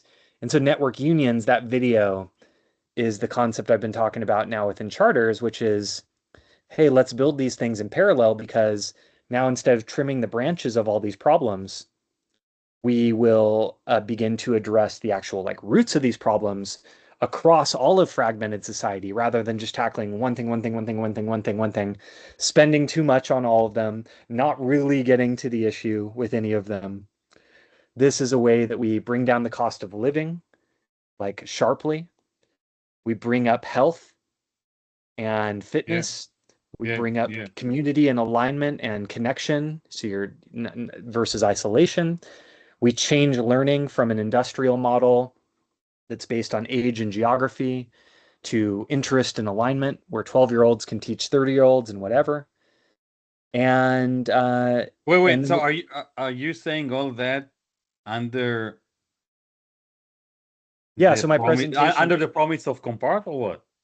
That COMPART is the digital nervous system layer that enables that high alignment to form and build around, because you can start building your starter economy with any size of network with COMPART. And you can start finding the clear alignments within individuals immediately with COMPART. Yeah. So okay. So that is the deeper philosophy of it. But the top line level of try to immediately communicate something, find the right people, work in opportunities. Yeah. All right. Um, And like an example now that somebody can walk through and see. wait, let me read it for a second. I read Okay. it, but I want to see it one more time. Yeah.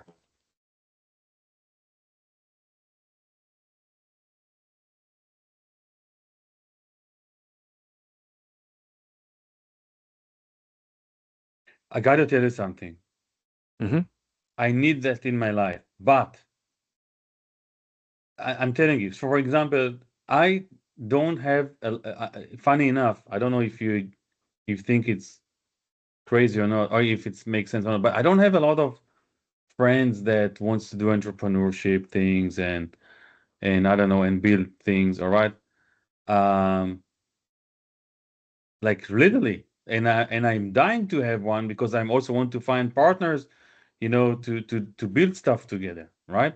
Yeah. So I Yeah. need this thing in my life that I can connect to minded to find people that and by the way, as much as I'm business thinking and technology thinking, you also know I'm very spiritual, and that's why you and I think we have a good of we have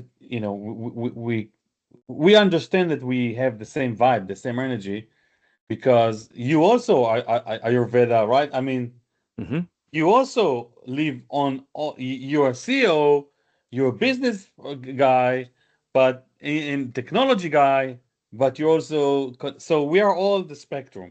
Many And I want things. to be among those people, and I don't have, none of my friend is either this or that, all right? But, okay, so I'm saying I want that. Um, and I think you can walk. So my main message for you is to work more on the messaging that what you want to build here, so Yeah. people easily understand. I like the use case. That's good. Oh, I understand. I want to be like Alex. Yeah. In your right, yeah. So yeah. Yep. So All right. that is always the thing. It's like it's both what the brothers Heath called the curse of knowledge, where you use stuff and then you speak with like jargon that other people don't understand. And then it's also because it is, as you're saying, a fundamentally new category of software that hasn't existed before and is necessary for a time and place that we're moving into, but that people don't really see and entirely into it yet. Yeah. All right. Hey, before I jump to this other call,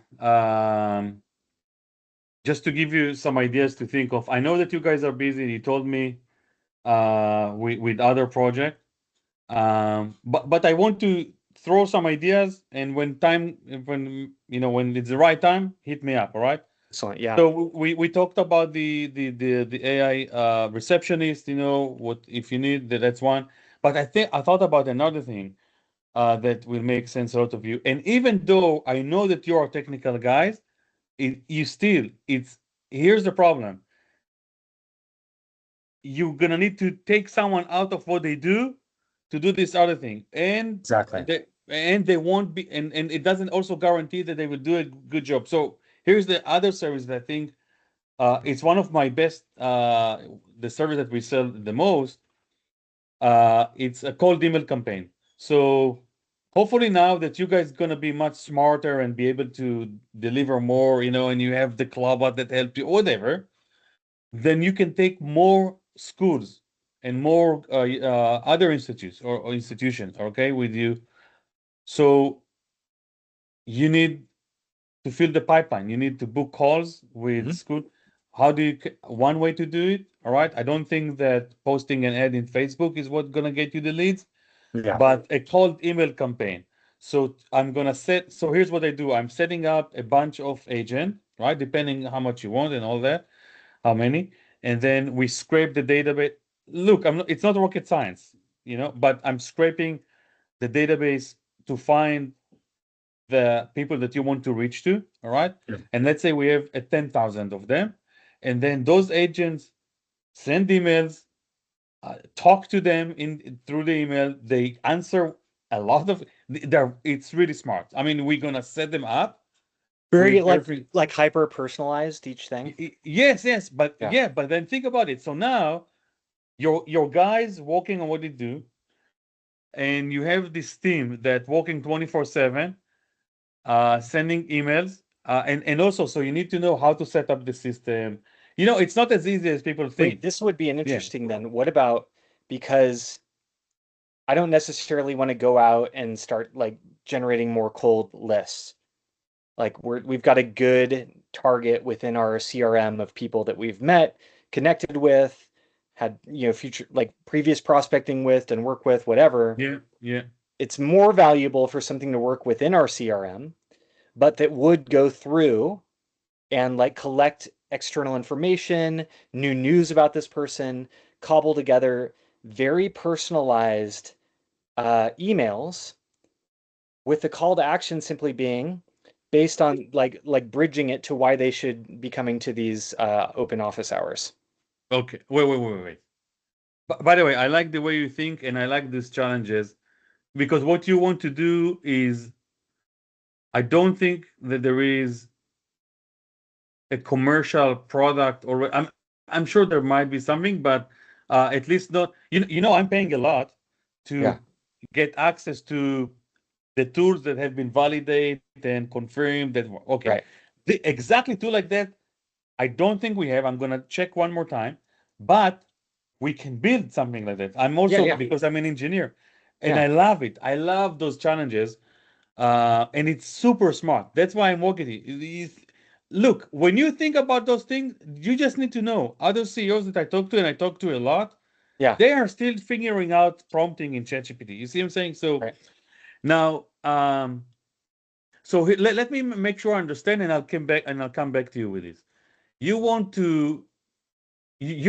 to provide me with a list of old leads, right? That you had, whatever you've been in touch with, because you think that they have the highest success or the highest probability to convert to become your clients, because you guys had in the past some communication, and you prefer to target these guys rather than going out to the wide open, right? Like, I'll just click on one right now. So like I'm looking at able charter schools. and how many you have? I mean, is it 100, 300, 1,000? 392 Okay. Organizations All right. that have that have one or more contacts within them that we have some connection to. But really it's basically like, here's the thing, is like I don't think the world needs more cold email. I don't think the world needs more noise in their inbox or more newsletters. Anything that I'm sending to people's inbox, I would like it to be super relevant to them. And right now I can only make it, because I'm sending out what's called a blast, a broadcast. It's the same message with I can change a few merge fields or something like that. But how much better would it be if it wasn't the same message to everyone? It was basically going out and it goes, let's look at the first like contact here. Let's say and then let's collect. say Dan Wright or Clem Lee, the superintendent and associate superintendent at Able Charter, and say, hey guys, I'm an artificial intelligence working on behalf of R&B Communications. They've got a lot of valuable things for Able Charter, but instead of making it just like just a blast and noise in your inbox, I've taken the time to research current news, statistics, things that are probably affecting Able Charter right now. Am I right in assuming that these might be some of your top priorities and considerations? Yes, listen. I no, it's so interesting. Yesterday, I actually did something very, very similar. Very similar. Now, but what I need, but I did it for one, and I did it manually. For one, exactly. Yeah. And I did it manually. So and we know we can do that for one, but we can't do that. Like I want to do that in mass for and not tens of thousands, but here's what I want to do. Yeah. I want to connect my SDR, AI agent, right, with another agent that will go loop through your contacts, will get this special messaging. By the way, our life is that's what it's going. That's what they're gonna attack us now. Everyone knowing so much about us, they read about me in LinkedIn. They see that I like horses. Now I start getting emails about horses, and it's not human anymore. But the thing is, if you truly do like horses, then you're happy to get an email that has like. Yeah, but everything gonna be fake. Yeah. But I tell you what, the cat. Before But I tell everybody was you, getting the cat videos, yeah, now yeah, Ella at least gets the horse yeah. video. I'm getting the horse because they know I'm not a cat guy. That's right. But okay, and I want to talk with you about it, and I want you and I to continue the discussion as friends, and who knows, maybe we might do something together. Yeah. But anyhow, I'm gonna get back to you if this is something that you think might work for you, because Yeah. it can work for others too. Um, I think it's good um, because I think that this is already very natural for me. I like just talking, having these conversations, helping people with wherever they're at. So if we have more like 8 to 12 people showing up each week for these, and then more that I can open up more office hours. That's really the main thing for me to be doing because the transmission of thought process and the intake of ideas is really where this is cooking right now because the ideas and the way have the ideas and the clarity around problem solving matter more almost now than the builds themselves because the builds used to be way harder. Now they're way easier. So what really matters now is like, let's just get to the heart of it. Where you stuck? Let's go after it. yeah, yeah, yeah. Yeah, so the reach would be very personalized and customized to that specific person for whatever you can find about it. Mhm.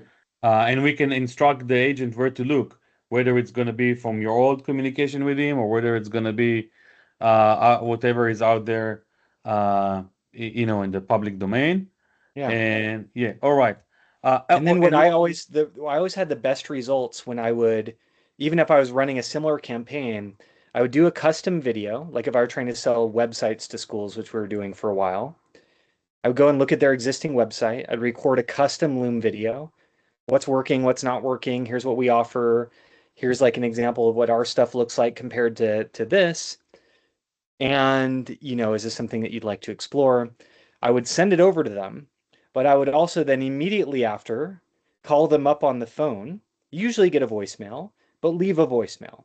Hey, this is Jacob from R&B. I just sent you this. I spent some time really looking at your website, came up with some high value ideas that whether or not, use them, I think they'll at least be interesting for you. Look out for that email, check it out. Here's my number. I included my calendar. So just like multi-step all together, and that would also really crush it. So it's hyper personalized. Then you have the hyper personalized receptionist do the outbound call. Now you've got like a real winning thing. and if you really want to go crazy, we can easily clone your voice and then I don't want to pretend I that know, it's I know, I it. know that you I don't. just I know. I think it's interesting enough that it's an artificial intelligence that's calling you that you can speak like that itself is already impressive. Yeah, yeah, yeah. So So let me ask you. I'm gonna look into it regardless yeah, because I think it's amazing and it's a service that I'm sure who won't want it. Oh, everybody. Actually, it's interesting. What I'm building right now yeah, for another client is it is an email campaign, but we structure it so then it doesn't use the same verbiage depending on the role. So if it's a CISO, then we're talking more about security and the pain there. If it's a CIO, it's more about information technologies yeah. and CEOs, and then the verbiage will be different. But at the end of the day, we are offering the same product. It's just I, that I talks to get the it. Let's just kind of have our North Star be, let's say if the world that we want to like build towards is one where right now I get a spam call. I'm like, oh, they're trying to spoof me. They're trying to steal my money. They're trying to get me involved in something I don't want or need. What if instead my experience in the future is that I see a call come in from like an unknown. I know it's an AI. I'm excited to pick it up and talk to it because I know I'm going to have a dynamic conversation with some really insightful thing that I need to hear. And even I can't take the call right now, I'm still going to pick it up and I'm going to say, try me back later because I know we're going to have a cool conversation and like yes. have that be the outcome that we're Yeah, pointing towards. and I guarantee you, maybe now people feel that it's weird, but now it's circling back to what we talked about the AI voice in website, Mhm. it's not gonna be, you know what, you and I remember this discussion, and if we talk even a year from now, Yeah. but more likely 2 years, it's gonna be way more and more the norm that it's okay to talk to an AI, but it feels very human because it's not stupid. It Yeah. answered. It knows you, and yeah, and then it become, oh yeah, I'm gonna take phones. We're gonna find ourselves not talking to people, Yeah. talking to human robots more than. Yeah, and All right. maybe ultimately none of it really even needs to be cold. If people are well indexed and Yeah. they've sent their goal out on a trajectory, now the only thing that they're getting back is immediately Yeah. relevant to what they've asked for. Yeah. No, absolutely. Yeah. Yeah. That's the. So, man, I want you to. You're awesome, and I told you, very remind me of myself in this thinking. But we need to see if we can come up with an actual product, not just the vision, that we can jump on the opportunity right now. And I'll be Yeah. happy to cooperate with you. Well, one last thing that you mentioned that I wanted to also tell you about. You said that we're going to see a lot of I call it inflation in application and services, because now, like your guys building stuff, now we have millions of people around the world with a little of, just good mindset, technology mindset, and they can build stuff. So there's going to Mhm. be inflation of things. And then I mean, the, what I want to build, and I want to focus my company, is how to get above the noise, and to offer tools to help them to get above the noise and to get the attention, because there's going to be so many, right? And how do you help them you know because because CRMs, all right, by the way, you guys don't do CRM much, right? Mhm. But CRM, one of my guests in the show, they have a CRM for schools. Man, if I'm a principal and I have my nephew is a kind of a coder, right? Whatever, he can build me a CRM Yeah. that match my needs, and I'm done. I'm good, right?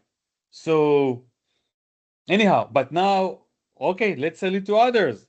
But there is a thousand like me now. So how do you? Okay, that's something to think about. Yeah, I Uh, think it's basically there was a time, when everybody was watching the same three networks. Everybody was reading yeah, the exactly. same popular books and magazines. There was a cohesion. Why? Because there was limited span, so there could be array could actually digest all of the same things. Now, once you go to infinite span, which is where we are now, and we've already really been there, the number of like self-published books every year, the most avid reader wouldn't even have a chance of scratching 0.001% of reading them. And so, what becomes necessary is something that increases signal amidst all of that noise. And how can signal be increased? Well, first, somebody has to have a reflection of themselves, understand what it is that I seek as a multitude of interest groups, what it is that I seek. So in COMPART, that's the form of having goals that become this like vector of where you're facing with that particular goal.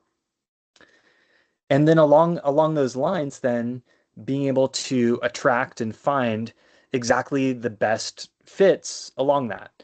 So that's why I think that this, even if COMPART isn't the thing that ends up being the big thing, I think we're going to see more and more software like it that's trying to solve that problem in different ways. Yeah. All right. Okay, man. I have to jump on this other call right now. Likewise. Yeah. So you too.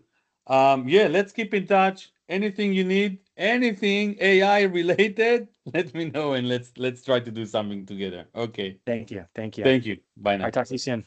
Yeah.